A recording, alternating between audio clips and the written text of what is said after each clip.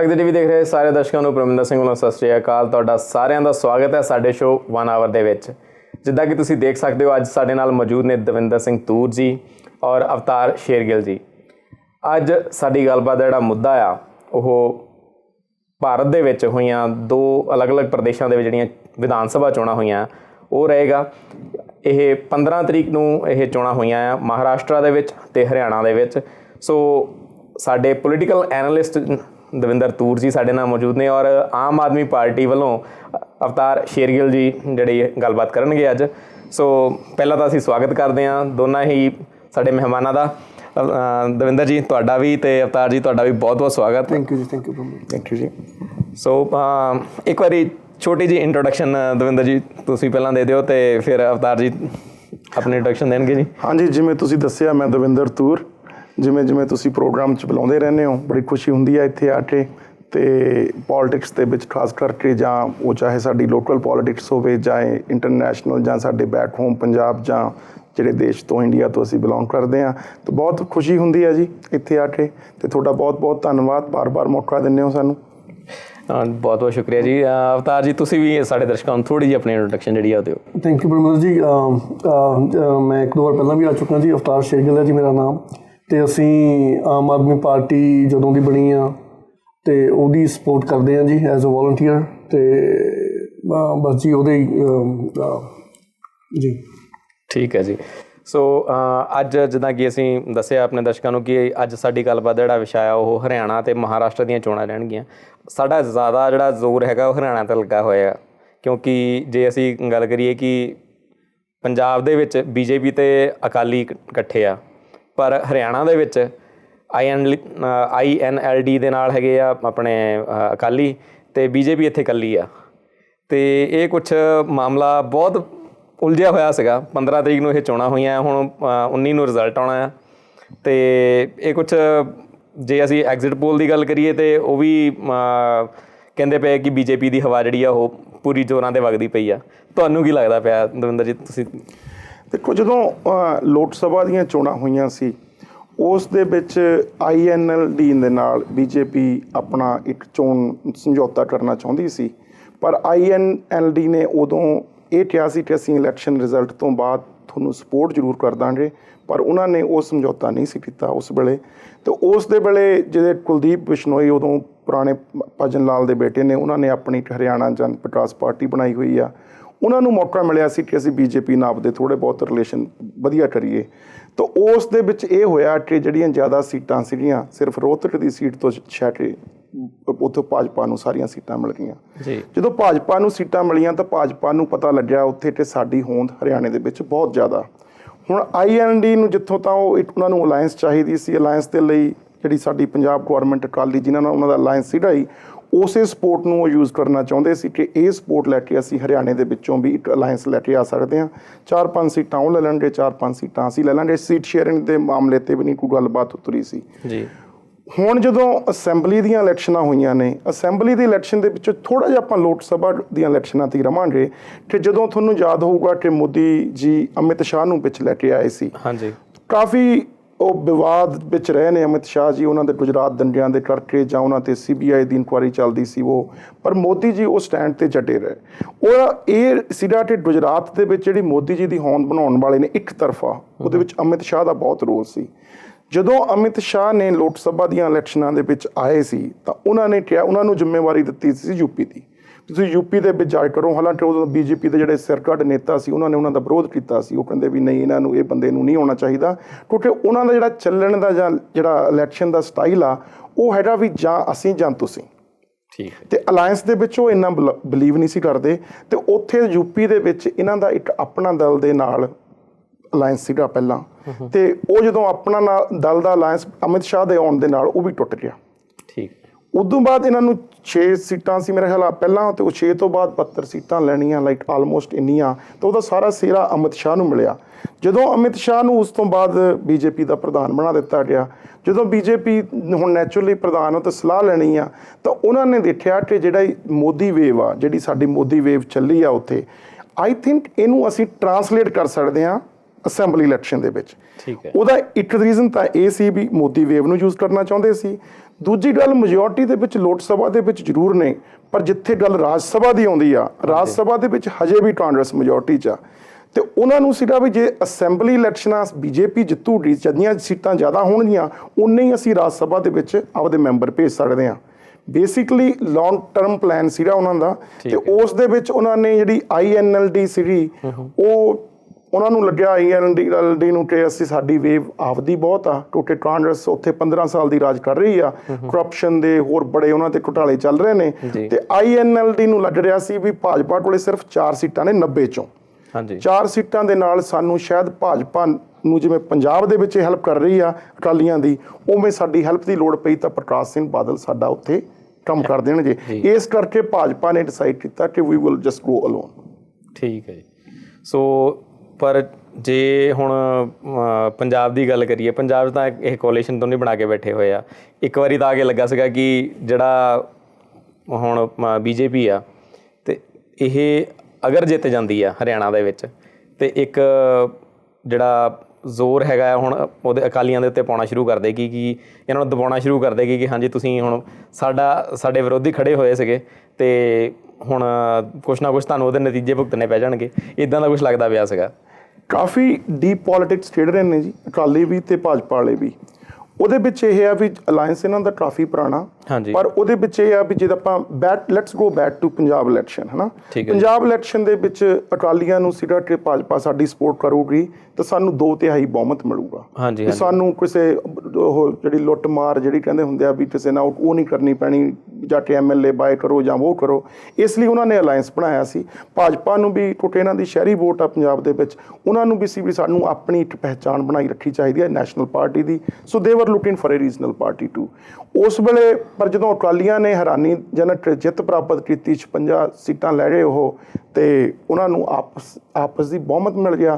ਹੁਣ ਇਹਨਾਂ ਦੀ ਜਿਹੜੀਆਂ ਸੀਟਾਂ ਸੀਗੀਆਂ 12, ਉਹਨਾਂ ਦੀ ਲੋੜ ਹੀ ਨਹੀਂ ਹੈਗੀ ਬਹੁਮਤ ਦੇ ਲਈ। ਹਾਲਾਂਕਿ ਅਲਾਇੰਸ ਬਣਿਆ ਹੋਇਆ ਸੀ, ਪਰ ਉਹਨਾਂ ਨੂੰ ਸੀਟਾਂ ਦੀ ਲੋੜ ਨਹੀਂ ਸੀ। ਪਰ ਉਹਨਾਂ ਨੇ ਕੀ ਕੀਤਾ ਵੀ ਉਸ ਵੇਲੇ ਭਾਜਪਾ ਉਹਦੇ ਵਿੱਚ ਵੀ ਖੁਸ਼ ਸੀ ਵੀ ਇੱਕ ਅੱਧਾ ਸਾਡਾ ਮਿਨਿਸਟਰ ਬਣਾ ਲਓ। ਅਨਿਲ ਜੋਸ਼ੀ ਜੀ ਆਏ, ਦੂਜੇ ਆਏ, ਤੇ ਹਾਲਾਂਕਿ ਉਹ ਵੀ ਕਰਪਸ਼ਨ ਦੇ ਘੇਰਿਆਂ 'ਚ ਹੀ ਅਕਾਲੀਆਂ ਮੰਡਲ ਵੀ ਬਣ ਗਏ। ਪਰ ਉਹ ਜਦੋਂ ਬਣਿਆ ਹੋਇਆ ਸੀ ਤਾਂ ਪ੍ਰਕਾਸ਼ ਸਿੰਘ ਬਾਦਲ ਨੇ ਉਦੋਂ ਬਾਅਦ ਹੋਈਆਂ ਦਿੱਲੀ ਦੀਆਂ ਇਲੈਕਸ਼ਨਸ। ਦਿੱਲੀ ਦੇ ਇਲੈਕਸ਼ਨ ਦੇ ਵਿੱਚ ਇੱਕ ਸਰਪ੍ਰਾਈਜ਼ਿੰਗ ਆਮ ਆਦਮੀ ਪਾਰਟੀ ਆਈ ਸੀ। ਉਹ ਜਦੋਂ ਆਮ ਆਦਮੀ ਪਾਰਟੀ ਆ ਗਈ ਤੇ ਛੋਟੇ ਸਾਡੇ ਸੁਖਬੀਰ ਸਿੰਘ ਬਾਦਲ ਜੀ ਨੇ ਸ਼੍ਰੋਮਣੀ ਕਮੇਟੀ ਦਿੱਲੀ ਦੀ ਤੇ ਕਬਜ਼ਾ ਕੀਤਾ ਹੋਇਆ ਸੀ। ਤਾਂ ਉਹਨਾਂ ਨੂੰ ਸੀ ਵੀ ਜਿਹੜੇ ਸਰਨਾ ਗਰੁੱਪ ਉਹ ਕਾਂਗਰਸ ਦੇ ਨਾਲ ਸੀ, ਉਹਨੂੰ ਫੇਲ ਕਰਨ ਦੇ ਲਈ ਅਕਾਲੀਆਂ ਦੀ ਸਾਨੂੰ ਦਿੱਲੀ ਦੇ ਵਿੱਚ ਲੋੜ ਪੈਣੀ ਆ। ਸੋ ਦਿੱਲੀ ਦੇ ਵਿੱਚ ਅਕਾਲੀ ਪਾਰਟੀ ਨੂੰ ਕਾਫੀ ਮਾਨਜਿਤ ਦਿੱਤਾ ਗਿਆ ਭਾਜਪਾ ਨੂੰ। ਹਾਲਾਂਕਿ ਉਹਨਾਂ ਦੇ MLA ਇੱਕ ਜਾਂ ਦੋ ਹੀ ਨੇ, ਜਿਹੜੇ ਸਰਸਾ ਸਾਹਿਬ ਨੇ ਉਹਨਾਂ ਦੇ ਕਾਫੀ ਸਟਰੋਂਗ MLA ਨੇ, ਉਹ ਉੱਥੇ ਹੋਏ। ਪਰ ਜਿਹੜੀ ਉਹਨਾਂ ਨੂੰ ਸਿੱਖ ਵੋਟ ਦੀ ਸੀਗੀ ਉਮੀਦ, ਉਹਨਾਂ ਨੂੰ ਉਮੀਦ ਮੁਤਾਬਕ ਤਾਂ ਨਹੀਂ ਮਿਲੀ, ਪਰ ਸਪੋਰਟ ਸੀਗੀ। ਉਸ ਤੋਂ ਬਾਅਦ ਜਿਹੜਾ ਸਿੱਕਾ ਚਲਾਉਣਾ ਚਾਹੁੰਦੇ ਸੀ ਬਾਦਲ ਸਾਹਿਬ, ਉਹ ਹਰਿਆਣੇ ਦੀ ਇਲੈਕਸ਼ਨਾਂ ਤੇ ਚਲਾਉਣਾ ਚਾਹੁੰਦੇ ਸੀ। ਉਹਦੇ ਵਿੱਚ ਜਿਵੇਂ ਤੁਸੀਂ ਦੇਖਿਆ ਹੋਊਗਾ ਕਿ ਹਰਿਆਣਾ ਦੀ ਜਿਹੜੀ ਗੁਰਦੁਆਰਾ ਪ੍ਰਬੰਧਕ ਕਮੇਟੀ ਆ, ਉਹ ਥੋੜੇ ਜਿਹੇ ਪਿੱਛੇ ਜਿਹੇ ਮਹੀਨਿਆਂ ਦੇ ਵਿੱਚ ਚਰਚਾ 'ਚ ਰਹੀ ਆ ਵੀ ਕਾਂਗਰਸ ਚਾਹੁੰਦੀ ਸੀ ਕਿ ਜਿਹੜੀ ਸ਼੍ਰੋਮਣੀ ਕਮੇਟੀ ਆ ਉਹ ਵੱਖ ਬਣਾ ਦਿੱਤੀ ਜਾਵੇ। ਉਹਨਾਂ ਨੇ ਲੈਜਿਸਲੇਸ਼ਨ ਦੇ ਵਿੱਚ ਲਾ ਵੀ ਲੈ ਆਂਦਾ, ਪਰ ਉਹਨਾਂ ਨੂੰ ਉਸ ਗੌਰਮੈਂਟ ਦੇ ਵਿੱਚ ਜਾਣ ਦੇ ਲਈ ਕੁਛ ਸ਼੍ਰੋਮਣੀ ਅਕਾਲੀ ਦਲ ਦੇ ਅੰਡਰ MLA ਚਾਹੀਦੇ ਸੀ ਜਿਹੜੇ ਉੱਥੇ ਜਾਣ ਤੇ ਉਹਨਾਂ ਨੂੰ ਕਿਸੇ ਵੀ ਪਾਰਟੀ ਨੂੰ ਸਪੋਰਟ ਕਰਨ, ਪਰ ਉਹਨਾਂ ਦੀ ਇੱਕ ਮੌਜੂਦਗੀ ਮਹਿਸੂਸ ਹੋਵੇ। ਇਸ ਲਈ ਇੱਕ ਲੰਬੀ ਗੇਮ ਸੀਗੀ। ਪਰ ਜਦੋਂ INLD ਨੇ, ਜੇ ਹੁਣ INLD ਅਕਾਲੀ ਤੇ ਭਾਜਪਾ ਕਰਦੇ ਤਾਂ ਇਹਨਾਂ ਦੀ ਆਪੋਜੀਸ਼ਨ ਕਿਹੜੀ ਹੁੰਦੀ? ਬਿਲਕੁਲ ਕਾਂਗਰਸ ਨੂੰ ਤਾਂ ਉਹ ਸੋਚ ਰਹੇ ਸੀ ਕਿ ਵੀ ਕਾਂਗਰਸ ਜਿਹੜੀ ਆ ਵੀ ਉਹ 15 ਸਾਲ ਰਾਜ ਦੇ ਵਿੱਚੋਂ ਉਹ ਤਾਂ ਨੰਬਰ 3 ਜਾਂ 4 ਤੇ ਆਉਣੀ ਆ। ਅੱਛਾ ਜੀ। ਤੇ ਉਹਨਾਂ ਨੂੰ INLD ਨੂੰ ਲੱਗ ਰਿਹਾ ਸੀ ਕਿ ਮੈਂ ਇਕੱਲਾ ਹੀ ਗਵਰਨਮੈਂਟ ਬਣਾ ਲੂੰਗਾ, ਮੈਨੂੰ ਥੋੜ੍ਹੀ ਜਿਹੀ ਟਰਾਲੀ ਥਾਪਾ ਦੇ ਦੇਣਾ ਕਿ ਜਿਵੇਂ ਸਰਸੇ ਦੀ, ਅੰਬਾਲੇ ਦੀ, ਜਿੱਥੇ ਸਿੱਖਾਂ ਦੀ ਸਾਡੀ ਗਹਿਰੀ ਆ ਤੇ ਸਿੱਖਾਂ ਦੀ ਸਾਨੂੰ ਵੋਟ ਮਿਲ ਜੂਗੀ ਤੇ we will form a majority. ਤੇ ਹੋ ਸਕਦਾ ਵੀ ਉਹ ਛੋਟੇ ਬਹੁਤ 1-2 ਗਰੁੱਪਾਂ ਨੂੰ ਵੀ ਨਾਲ ਰਲਾ ਲੈਣ।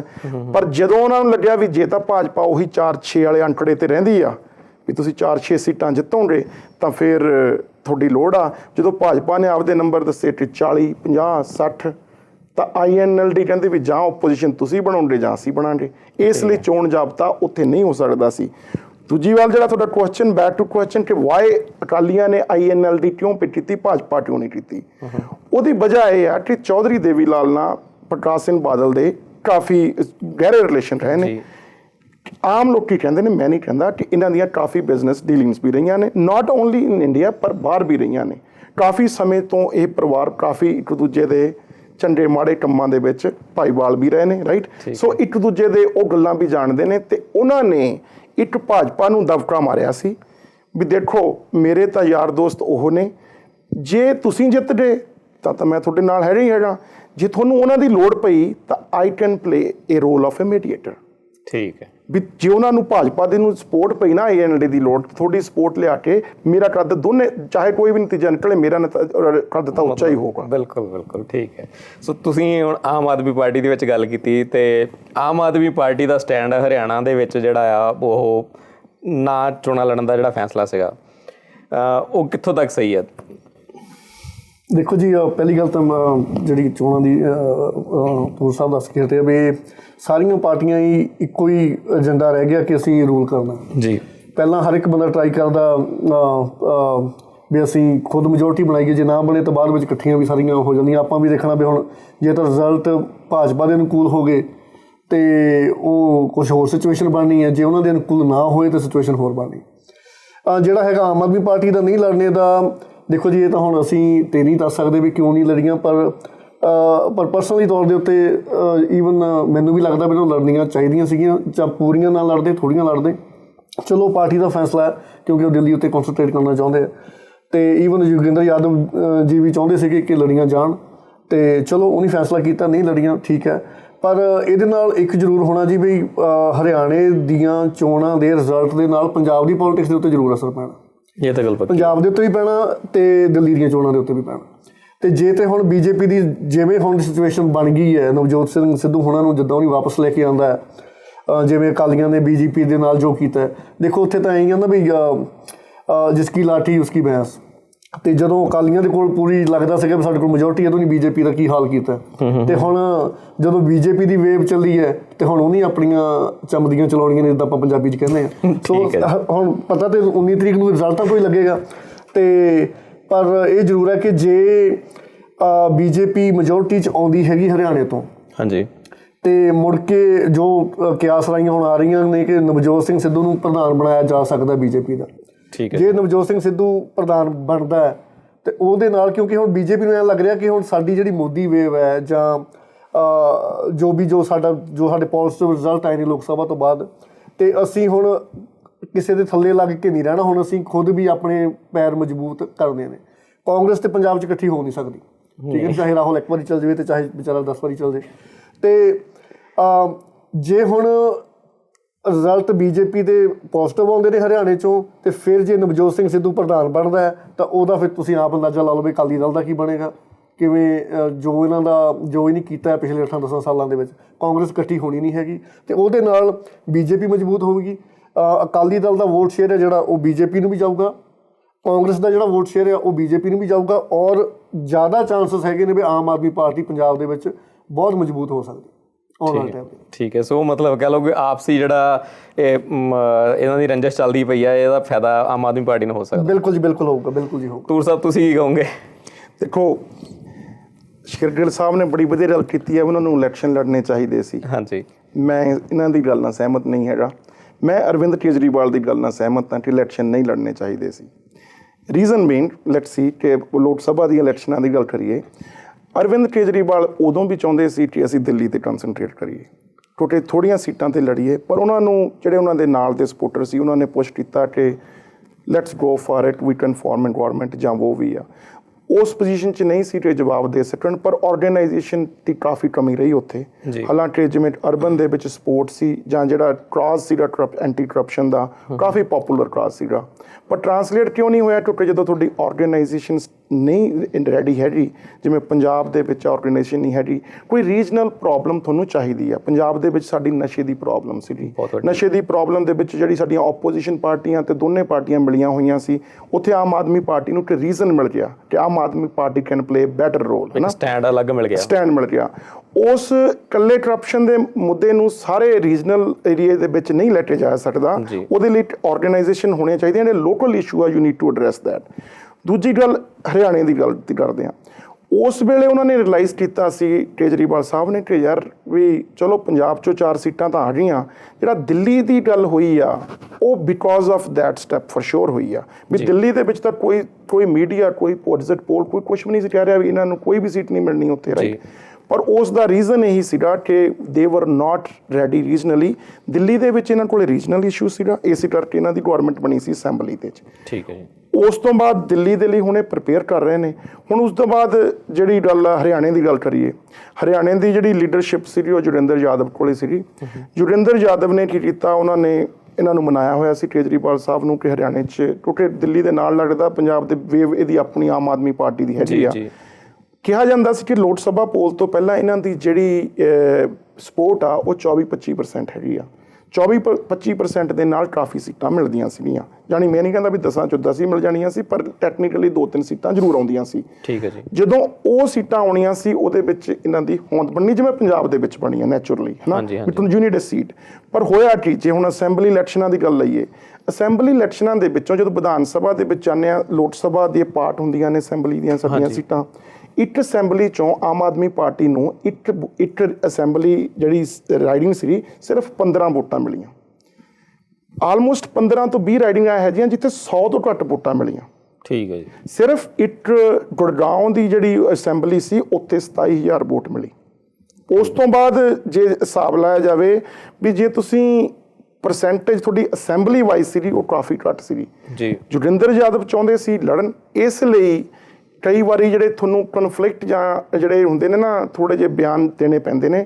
ਕੇਜਰੀਵਾਲ ਸਾਹਿਬ ਨੂੰ ਜ਼ਰੂਰ ਦੇਣਾ ਪਿਆ ਖਾਪ ਪੰਚਾਇਤ ਵਾਸਤੇ। ਹਾਂਜੀ। ਹਾਲਾਂਕਿ ਉਹ ਇਸ ਗੱਲ ਦੇ ਵਿੱਚ ਬਿਲੀਵ ਨਹੀਂ ਸੀ ਕਰਦੇ। ਜਦੋਂ ਉਹਨਾਂ ਨੇ ਖਾਪ ਪੰਚਾਇਤ ਦੀ ਗੱਲ ਕੀਤੀ ਤਾਂ ਉੱਥੇ ਖਾਪ ਪੰਚਾਇਤਾਂ ਹੈਗੀਆਂ ਵੀ ਨੇ, ਯੂਨਿਟ ਸਪੋਰਟ, ਪਰ ਉਹਨਾਂ ਨੇ ਜਦੋਂ ਰਿਅਲਾਈਜ਼ ਕੀਤਾ ਕਿ ਸਾਡਾ ਇਸ਼ੂ ਤਾਂ ਯਾਰ ਐਂਟੀ ਕਰਪਸ਼ਨ ਆ, ਅਸੀਂ ਆ ਕਿੱਧਰ ਫਸਦੇ ਜਾ ਰਹੇ ਹਾਂ, ਰਾਈਟ। ਕਿਉਂਕਿ ਕੋਈ ਵੀ ਮੀਡੀਆ, ਸਾਰੇ ਮੀਡੀਆ ਉਹਨੂੰ ਖਾਪ ਪੰਚਾਇਤਾਂ ਦੇ ਪੁੱਛਣ ਲੱਗ ਗਏ। ਜੇ ਉਹ ਖਾਪ ਪੰਚਾਇਤਾਂ ਦੀ ਸਪੋਰਟ ਨਹੀਂ ਕਰਦੇ, ਐਂਟੀ ਜਾਂਦੇ, ਦੋਨੇ ਪਾਸੇ ਤੁਸੀਂ ਗਲਤ, ਦੋਨੋਂ ਪਾਸੇ, ਹੈ ਨਾ। So basically he was getting stuck in a regional issue without being in ਉਹਦੀ ਪਾਰਟੀ ਦੀ ਪਾਲਿਸੀ ਦੇ ਹਿਸਾਬ ਨਾਲ। ਠੀਕ ਹੈ। ਅੱਛਾ, ਹੁਣ ਉਸ ਤੋਂ ਬਾਅਦ ਜੇ ਤੁਸੀਂ ਗੱਲ ਕਰਦੇ ਹੋ ਵੀ ਫਿਰ ਜਿਹੜੀ ਇਹਨਾਂ ਦੀ ਐਗਜ਼ੈਕਟਿਵ ਕਾਉਂਸਲ ਆ, ਉਹ ਪੰਜਾਬ ਦੇ ਵਿੱਚ ਮੀਟਿੰਗ ਹੋਈ ਸੀ, ਉਹਦੇ ਵਿੱਚ ਹੀ ਡਿਸਾਈਡ ਕੀਤਾ ਕਿ ਵੀ ਤਲਵੰਡੀ ਸਾਬੋ ਤੇ ਪਟਿਆਲੇ ਦੀ ਇਲੈਕਸ਼ਨ ਤੋਂ ਲੜਨਾ।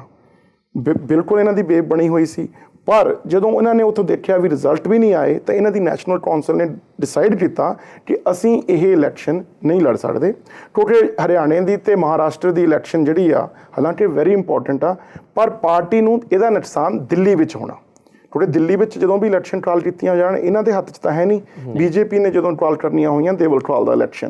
ਸੋ basically they are doing very well ਇਨ ਦਿੱਲੀ, ਤੇ ਦਿੱਲੀ ਦੇ ਵਿੱਚ ਭਾਜਪਾ ਨੂੰ ਇਹਨਾਂ ਨੇ ਅੱਗੇ ਲਾਇਆ ਹੋਇਆ ਕਿ ਭਾਜਪਾ ਨਾ ਤਾਂ ਗਵਰਨਮੈਂਟ ਜਿਹੜੀ ਮੌਜੂਦਾ ਐਮਐਲਏ ਉਹਨਾਂ ਦੇ ਹਿਸਾਬ ਨਾਲ ਬਣਾ ਸਕਦੇ ਨੇ, ਤੇ ਨਾ ਉਹ ਇਲੈਕਸ਼ਨ ਕਾਲ ਕਰਨ ਦੀ ਸਥਿਤੀ ਦੇ ਵਿੱਚ ਨੇ।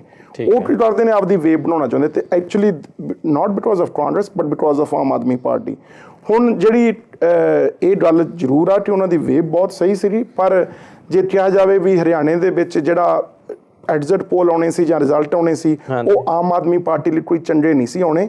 ਵੀ ਜੇ ਬਿਲਕੁਲ ਜੇ 0 ਸੀਟ ਹੀ ਮਿਲ ਜਾਂਦੀ, ਉਹੀ ਕੁਝ ਹੋਣਾ ਸੀ ਜਿਹੜਾ ਮਨਪ੍ਰੀਤ ਸਿੰਘ ਬਾਦਲ ਦਾ ਹੋਇਆ ਸੀ। ਸੋ ਜੀ ਇੱਥੇ ਅਸੀਂ ਗੱਲਬਾਤ ਦਾ ਸਿਲਸਿਲਾ ਸਾਡਾ ਬੜਾ ਵਧੀਆ ਚੱਲਦਾ ਪਿਆ ਆ, ਪੋਲੀਟੀਕਲ ਪਾਰਟੀ ਇੰਸਟੀਟਿਊਸ਼ਨ ਅਸੀਂ ਡਿਸਕਸ ਕਰਦੇ ਪਏ ਹਾਂ, ਪਰ ਫਿਲਹਾਲ ਸਮਾਂ ਹੋ ਚੱਲਿਆ ਇੱਕ ਛੋਟੇ ਜਿਹੇ ਬ੍ਰੇਕ ਦਾ। ਮਿਲਦੇ ਹਾਂ ਇੱਕ ਛੋਟੇ ਜਿਹੇ ਬ੍ਰੇਕ ਤੋਂ ਬਾਅਦ।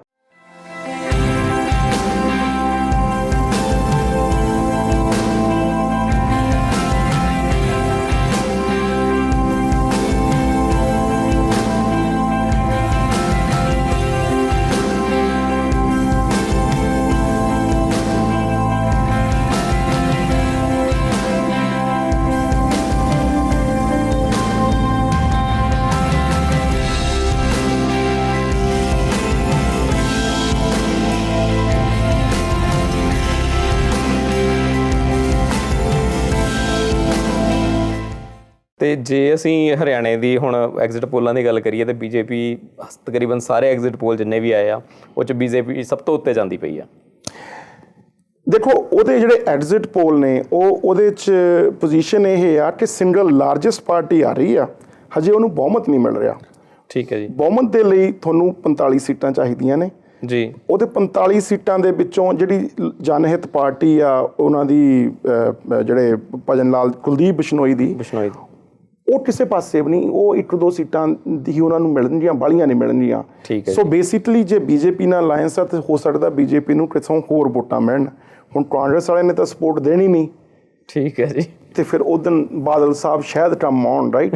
ਠੀਕ ਹੈ, ਮਤਲਬ ਬਾਦਲ ਸਾਹਿਬ ਇੱਕ ਰੱਖਿਆ ਆ ਇੱਕ। ਜਿਹੜੀ ਹਰਿਆਣੇ ਦੇ ਵਿੱਚ ਪ੍ਰੋਬਲਮ ਮੈਨੂੰ ਦਿੰਦੀ ਆ ਇੱਥੇ ਬੈਠਿਆਂ ਨੂੰ, ਉੱਥੇ ਗਵਰਨਮੈਂਟ ਬਣਾਉਣ ਦੀ ਪ੍ਰੋਬਲਮ ਨਹੀਂ ਆਉਣੀ, ਪਰ ਆਪੋਜੀਸ਼ਨ ਪਾਰਟੀ ਬਣਾਉਣ ਦੀ ਪ੍ਰੋਬਲਮ ਆਊਗੀ, ਜਿਹੜੀ ਸੈਂਟਰ ਦੇ ਵਿੱਚ ਹੈ ਹੁਣ। ਨਹੀਂ ਵੀ ਹਰਿਆਣੇ ਦੀ ਆਪੋਜੀਸ਼ਨ ਪਾਰਟੀ ਕੌਣ ਬਣੂਗਾ। ਨਹੀਂ ਉਹੀ ਹੁਣ ਸਿਚੁਏਸ਼ਨ ਉੱਥੇ ਤਾਂ ਚਲੋ ਫਿਰ ਮਤਲਬ ਇੰਨੀ ਉਹਨਾਂ ਕੋਲ ਨੰਬਰ ਹੀ ਨਹੀਂ ਹੈਗੇ ਕਿ ਆਪੋਜੀਸ਼ਨ ਬਣ ਸਕੇ।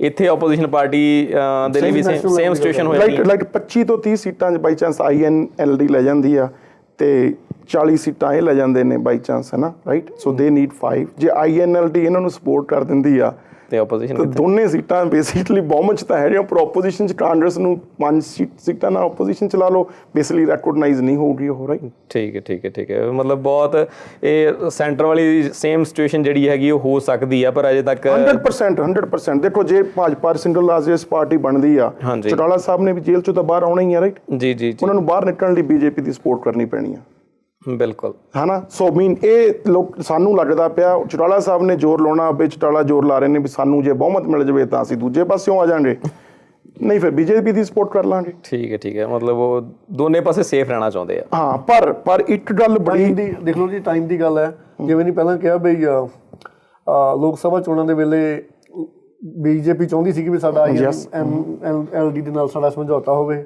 ਉਹਨਾਂ ਨੂੰ ਲੱਗਾ ਕਿ ਨਹੀਂ ਸਾਨੂੰ ਲੋੜ ਨਹੀਂ ਬੀਜੇਪੀ ਦੀ। ਤਾਂ ਹੁਣ ਇਸ ਵਾਰੀ INLD ਚਾਹੁੰਦੀ ਸੀਗੀ ਕਿ ਸਾਡਾ ਬੀਜੇਪੀ ਨਾਲ ਹੋ ਜੇ, ਬਾਦਲ ਸਾਹਿਬ ਕਰਾਉਣਾ ਚਾਹੁੰਦੇ ਸੀਗੇ, ਪਰ ਬੀਜੇਪੀ ਨੂੰ ਲੱਗਾ ਕਿ ਨਹੀਂ ਸਾਨੂੰ ਇਹਦੇ 'ਚ ਨਹੀਂ ਫਾਇਦਾ ਹੈਗਾ। ਸੋ ਐਵਰੀਬਡੀ ਇਜ਼ ਪਲੇਇੰਗ ਕਿ ਮਤਲਬ ਵੱਧ ਤੋਂ ਵੱਧ ਪਾਵਰ ਅਸੀਂ ਕਿਵੇਂ ਕਰਨੀ ਹੈ। ਤੇ ਇਹਦੇ ਵਿੱਚ ਨਾ ਐਕਚੁਅਲੀ ਇੰਡੀਆ ਦੀ ਪੋਲਿਟਿਕਸ ਦੇ ਵਿੱਚ ਨਵਾਂ ਐਕਚੁਅਲੀ ਨਿਖਾਰ ਨਜ਼ਰ ਆ ਰਿਹਾ, ਰਾਈਟ। ਉਹਦਾ ਨਿਖਾਰ ਇਹ ਨਜ਼ਰ ਆਉਂਦਾ ਕਿ ਜਦੋਂ ਕਾਂਗਰਸ ਗਵਰਨਮੈਂਟ ਦੇ ਵਿੱਚ ਰਹੀ, ਕਾਂਗਰਸ ਨੇ ਨਾ ਕਾਫੀ ਰੀਜਨਲ ਪਾਰਟੀਆਂ ਦਾ ਜਨਮ ਹੋਇਆ। ਹਾਂਜੀ, ਲਾਈਕ ਫॉर ਐਗਜ਼ਾਮਪਲ ਪੰਜਾਬ 'ਚ ਆਪਣੇ ਅਕਾਲੀ ਦਲ ਲਾ ਲਓ, ਰਾਈਟ। ਹਰਿਆਣੇ 'ਚ INLD ਲਾ ਲਓ, ਰਾਈਟ। ਤੇ ਉਸ ਤੋਂ ਬਾਅਦ UP ਚਲ ਜਾਓ, ਸਮਾਜਵਾਦੀ ਪਾਰਟੀ, ਬਹੁਜਨ ਸਮਾਜ ਦੀ ਪਾਰਟੀ। ਬਿਹਾਰ 'ਚ ਚਲ ਜਾਓ, 2 ਜਨਤਾ ਦਲ, ਰਾਈਟ। ਬਿਹਾਰ ਉਹਦੇ ਲਾਲੂ ਦੇ ਤੇ ਉਹਨੇ ਜਿਨ੍ਹਾਂ ਤੇ ਸੈਂਟਰ ਗਵਰਨਮੈਂਟ ਡਿਪੈਂਡ ਹੁੰਦੀ ਸੀ। ਸਾਊਥ ਬੰਨੀ ਚਲ ਜਾਓ, ਜੈਲਲਿਤਾ ਚਲ ਜਾਓ, ਆਂਧਰਾ ਚਲ ਜਾਓ, ਆਂਧਰਾ ਦੇ ਵਿੱਚ ਹੁਣ ਚੰਦਰਬਾਈ ਨਾਇਡੂ ਲੈ ਆਏ ਨੇ। ਇਸ ਜਿਹੜੀਆਂ ਨੈਸ਼ਨਲ ਪਾਰਟੀਜ਼ ਦੀ ਜਿਹੜੀ ਸਟੇਜ ਬਣ ਗਈ ਸੀ, ਉਹਨਾਂ ਨੂੰ ਰੀਜਨਲ ਪਾਰਟੀ ਦੀ ਸਪੋਰਟ ਚਾਹੀਦੀ ਸੀ। ਪਰ ਅਮਿਤ ਸ਼ਾਹ ਨੇ ਜਿਹੜੀ ਐਕਚੁਅਲੀ ਸਟ੍ਰੈਟਜੀ ਯੂਜ਼ ਕੀਤੀ ਆ, ਆਪਾਂ ਗੱਲ ਕਰਾਂਗੇ ਮਹਾਰਾਸ਼ਟਰ ਬਾਰੇ ਵੀ, ਪਰ ਜਦੋਂ ਇਹ ਸਟ੍ਰੈਟਜੀ ਆ ਕਿ ਰੀਜਨਲ ਪਾਰਟੀਆਂ ਨੂੰ basically he want to wipe them out.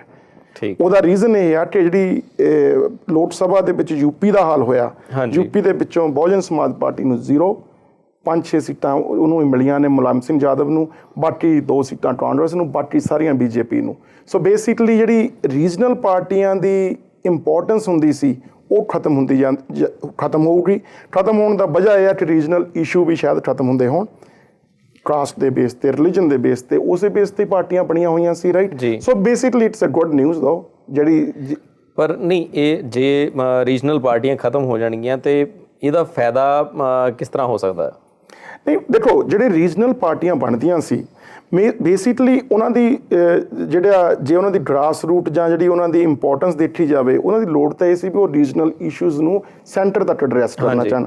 ਪਰ ਹੋਇਆ ਕਿ ਉਹ ਤਾਂ ਸਿਰਫ ਇੱਕ ਬਲੈਕਮੇਲਰ ਬਣ ਕੇ ਰਹਿ ਗਏ।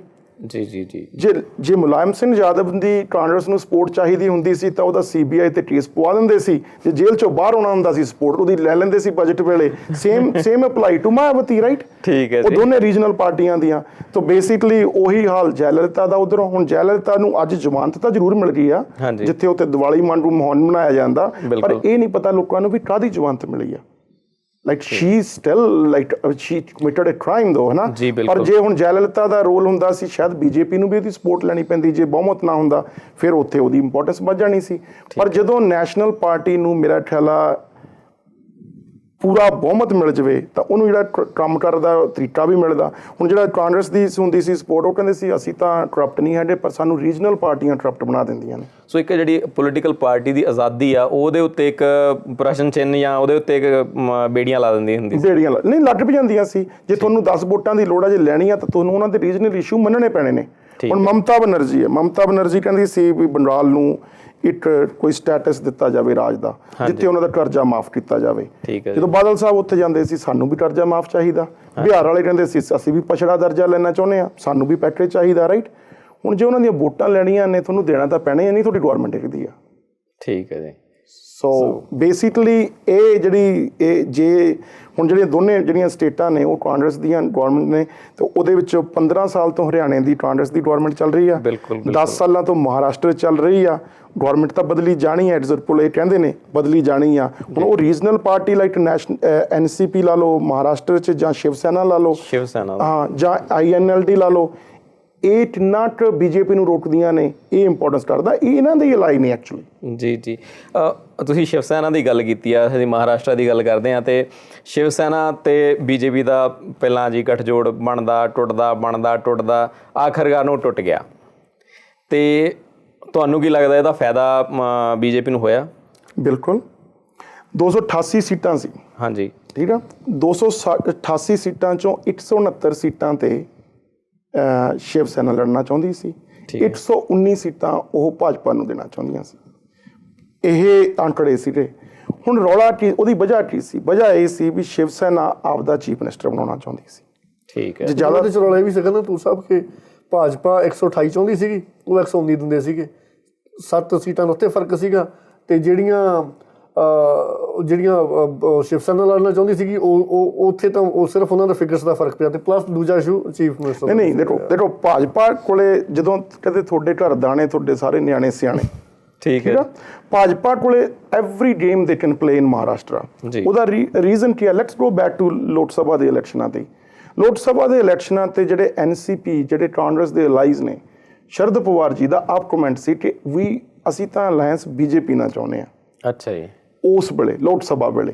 ਹੁਣ NCP ਇਹ ਸਟੇਜ ਦੇ ਵਿੱਚ ਸੀ, ਉਹਨਾਂ ਨੂੰ ਭਾਜਪਾ ਨੂੰ ਪਤਾ ਸੀ ਵੀ ਉਹ ਕਾਂਗਰਸ ਨੂੰ ਸ਼ਾਇਦ ਚੀਫ ਮਿਨਿਸਟਰਸ਼ਿਪ ਪਿੱਛੇ ਇਹਨਾਂ ਦਾ ਵੀ ਰੌਲਾ ਪਵੇ, ਕਿਉਂਕਿ ਅਜੀਤ ਪਵਾਰ ਤੇ ਜਿਹੜੇ ਕਾਂਗਰਸ ਨੇ ਜਿੰਨੇ ਵੀ ਉੱਥੇ ਚੀਫ ਮਿਨਿਸਟਰ ਬਣਾਏ ਨੇ, ਉਹ ਸਾਰੇ ਦੇ ਸਾਰੇ ਕਰਪਸ਼ਨ 'ਚ ਰਹੇ ਨੇ।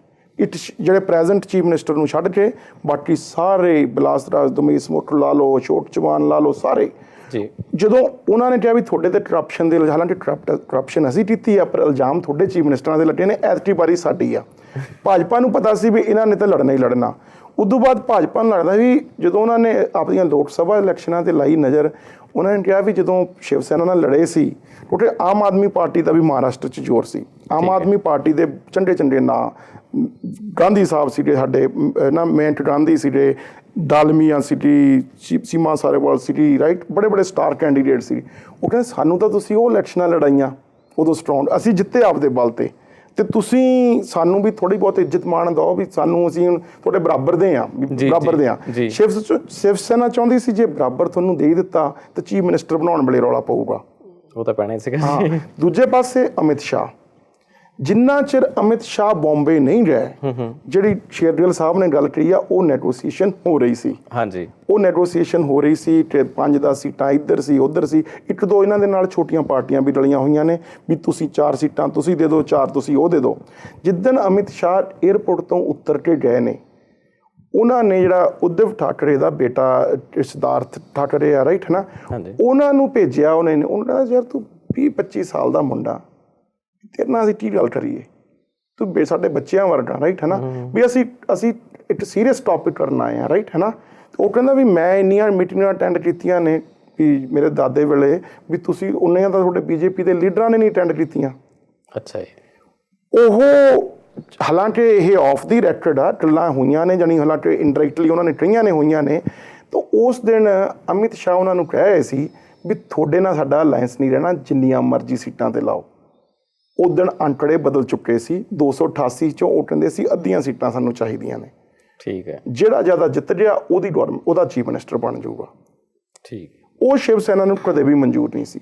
ਤੇ ਇਹਨਾਂ ਨੂੰ, ਭਾਜਪਾ ਨੂੰ, ਦੇਖੋ ਜੇ ਕੱਲ੍ਹ ਨੂੰ ਬਾਈ ਚਾਂਸ ਸਿੰਗਲ ਜਾਂ ਲਾਰਜੈਸਟ ਪਾਰਟੀ ਬਣ ਕੇ ਲੋੜ ਵੀ ਪਈ, ਇਹਨਾਂ ਨੇ ਪਹਿਲਾਂ ਦੇਖਣੀ ਸਾਨੂੰ ਲੋੜ ਕਿੰਨੀਆਂ ਵੋਟਾਂ ਦੀ ਆ। ਠੀਕ ਹੈ। ਜੇ ਤਾਂ 4-5 ਦੀ ਲੋੜ ਹੋਈ ਤਾਂ ਇਹਨਾਂ ਦੇ ਨਾਲ ਛੋਟੇ ਅਲਾਈਜ਼ ਹੈਗੇ ਨੇ। ਹਾਂਜੀ। ਉਸ ਤੋਂ ਬਾਅਦ ਜੇ 10 ਤੋਂ 20 ਦੀ ਲੋੜ ਪਈ ਤਾਂ ਫਿਰ ਸ਼ਿਵ ਸੈਨਾ ਨਾਲੋਂ NCP ਨੂੰ ਜ਼ਿਆਦਾ ਰਲਣ ਦੀ ਲੋੜ ਆ, ਕਿਉਂਕਿ ਉਹਨਾਂ ਨੇ, ਨਹੀਂ ਤਾਂ ਉਹਨਾਂ ਦੇ ਜਿਹੜੇ 10-15 ਜਿਹੜੇ ਜਿੱਤਣਗੇ ਉਹ ਜੇਲ੍ਹ 'ਚ ਜਾਣਗੇ। ਹਾਂ, ਕਿਉਂਕਿ ਉਹ ਐਡੇ ਵੱਡੇ ਲੀਡਰ ਨੇ, ਉਹ ਕਰਪਸ਼ਨ 'ਚ ਫਸੇ ਹੋਏ ਨੇ, ਉਹਨਾਂ ਨੂੰ ਸਪੋਰਟ ਆਪੇ ਹੀ ਦੇਣੀ ਪੈਣੀ ਆ। ਜੀ। ਜੇ ਹੋਰ ਜ਼ਿਆਦਾ ਦੀ ਲੋੜ ਪਈ ਤਾਂ ਫਿਰ ਸ਼ਿਵ ਸੈਨਾ ਹੈਗੀ ਆ, ਪਰ ਸ਼ਿਵ ਸੈਨਾ ਨੂੰ ਫਿਰ ਥੋੜ੍ਹੀਆਂ ਬਹੁਤ ਮਿਨਿਸਟਰੀਆਂ ਦੇਣੀਆਂ ਪੈਣ। ਸੋ ਇੱਥੇ ਜਿਹੜੀ ਸਿਚੁਏਸ਼ਨ ਆ, ਪੋਲੀਟੀਕਲ ਸਿਚੁਏਸ਼ਨ ਹੈ, ਦੋਨੋਂ ਪਾਸੇ ਹੀ, ਜੇ ਹਰਿਆਣੇ ਦੀ ਗੱਲ ਕਰ ਲਈਏ, ਇੱਥੇ ਵੀ ਕੁਛ ਅਜੇ ਤੱਕ ਬੀਜੇਪੀ ਦਾ ਕਹਿ ਲਓ ਪੈਰ ਉੱਤੇ ਹੀ ਆ, ਤੇ ਮਹਾਰਾਸ਼ਟਰ 'ਚ ਵੀ ਬੀਜੇਪੀ ਦਾ ਪੈਰ ਉੱਤੇ ਹੀ ਆ ਫਿਲਹਾਲ। ਦੇਖੋ ਪੋਲ ਵੀ ਇਹੀ ਕਹਿੰਦੇ ਨੇ ਤੇ ਹੋਣਾ ਵੀ ਇਹੀ ਚਾਹੀਦਾ। ਠੀਕ ਹੈ ਜੀ। ਪੋਲ ਵੀ ਇਹੀ ਕਹਿੰਦੇ ਨੇ, ਪੋਲ ਤਾਂ ਕਹਿੰਦੇ ਨੇ ਇਹੀ ਆ। ਹੁਣ ਹਰਿਆਣੇ ਦੇ ਵਿੱਚ ਬੀਜੇਪੀ ਦਾ ਸਿੰਗਲ ਲਾਰਜੈਸਟ ਪਾਰਟੀ ਕਿਉਂ ਨਾ ਹੋਵੇ।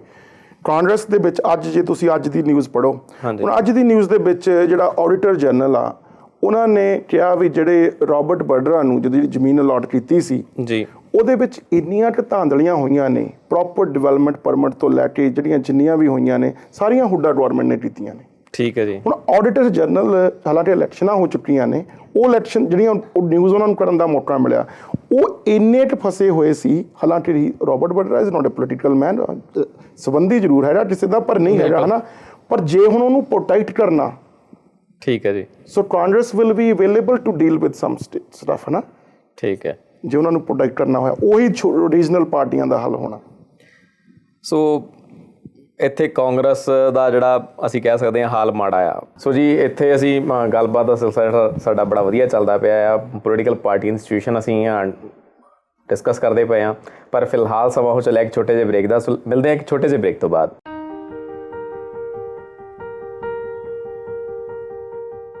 ਬੈਸਟ ਬਾਏ ਫਰਨੀਚਰ ਤੇ ਅਸੀਂ ਕੁਝ ਅਨੋਖਾ ਸੋਚਦੇ ਹਾਂ ਤੇ ਵੱਖਰਾ ਬਣਾਉਂਦੇ ਹਾਂ। ਤੁਹਾਡੇ ਸੁਪਨਿਆਂ ਦੇ ਮਹਿਲ ਲਈ ਫਰਨੀਚਰ ਦੀ ਇੱਕ ਅਜਿਹੀ ਕਲੈਕਸ਼ਨ ਜੋ ਤੁਹਾਨੂੰ ਕਿਤੇ ਹੋਰ ਨਹੀਂ ਮਿਲੇਗੀ। ਸ਼ਾਨਦਾਰ, ਮਜ਼ਬੂਤ ਤੇ ਆਰਾਮਦਾਇਕ ਫਰਨੀਚਰ, ਜ਼ਿੰਦਗੀ ਦੇ ਆਰਾਮਦਾਇਕ ਪਲਾਂ ਲਈ।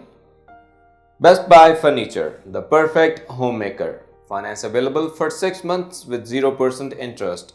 Call 403-250-6661 403 250 6661।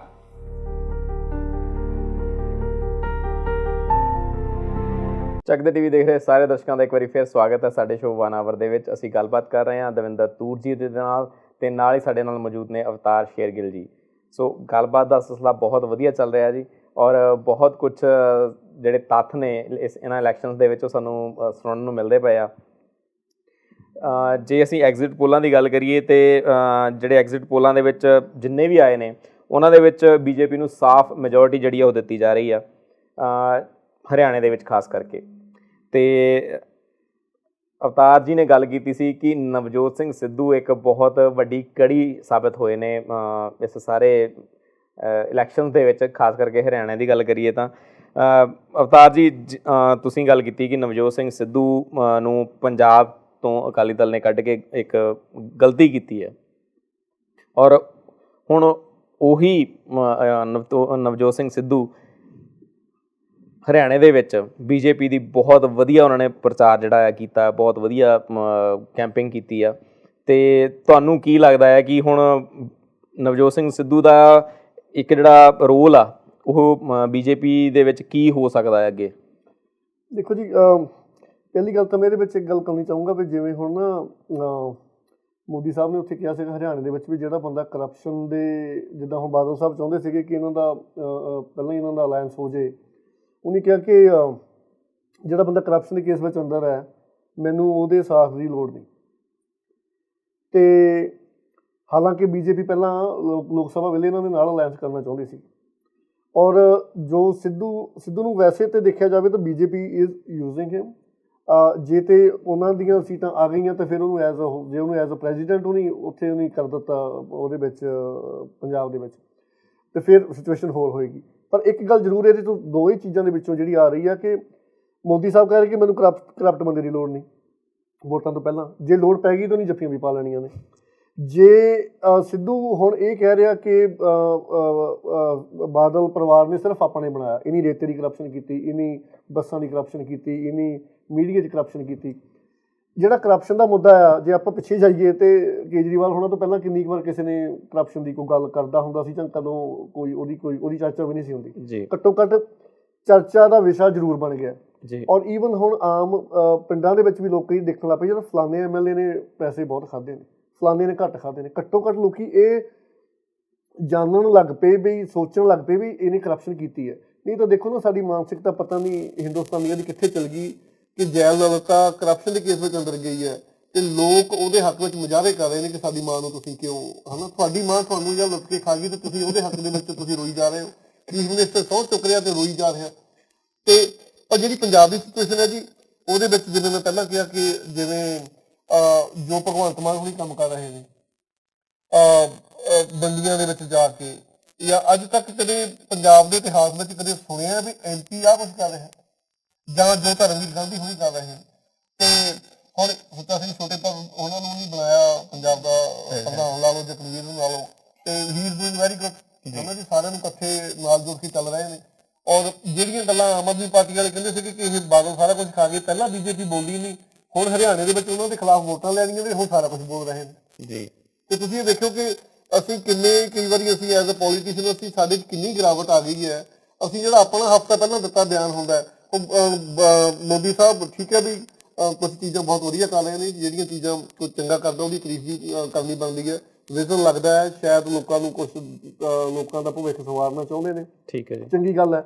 ਪਰ ਇੱਕ ਪਾਸੇ ਤੁਸੀਂ ਕਰਪਸ਼ਨ ਦੀ ਗੱਲ ਕਰਦੇ ਹੋ ਕਿ ਜੀ ਮੈਂ ਉਹਨੇ ਹਰਿਆਣੇ 'ਚ ਕਿਹਾ ਵੀ ਮੈਂ ਕਰਪਟ ਬੰਦੇ ਦੀ ਮੈਨੂੰ ਲੋੜ ਨਹੀਂ। ਦੂਸਰਾ ਕਿਹਾ ਜੀ ਮੈਨੂੰ ਜਿਹੜਾ ਪਰਿਵਾਰਵਾਦ ਹੈ, ਹਰਿਆਣੇ ਨੂੰ ਪਰਿਵਾਰਵਾਦ ਦੇ ਮਾਰ ਲਿਆ।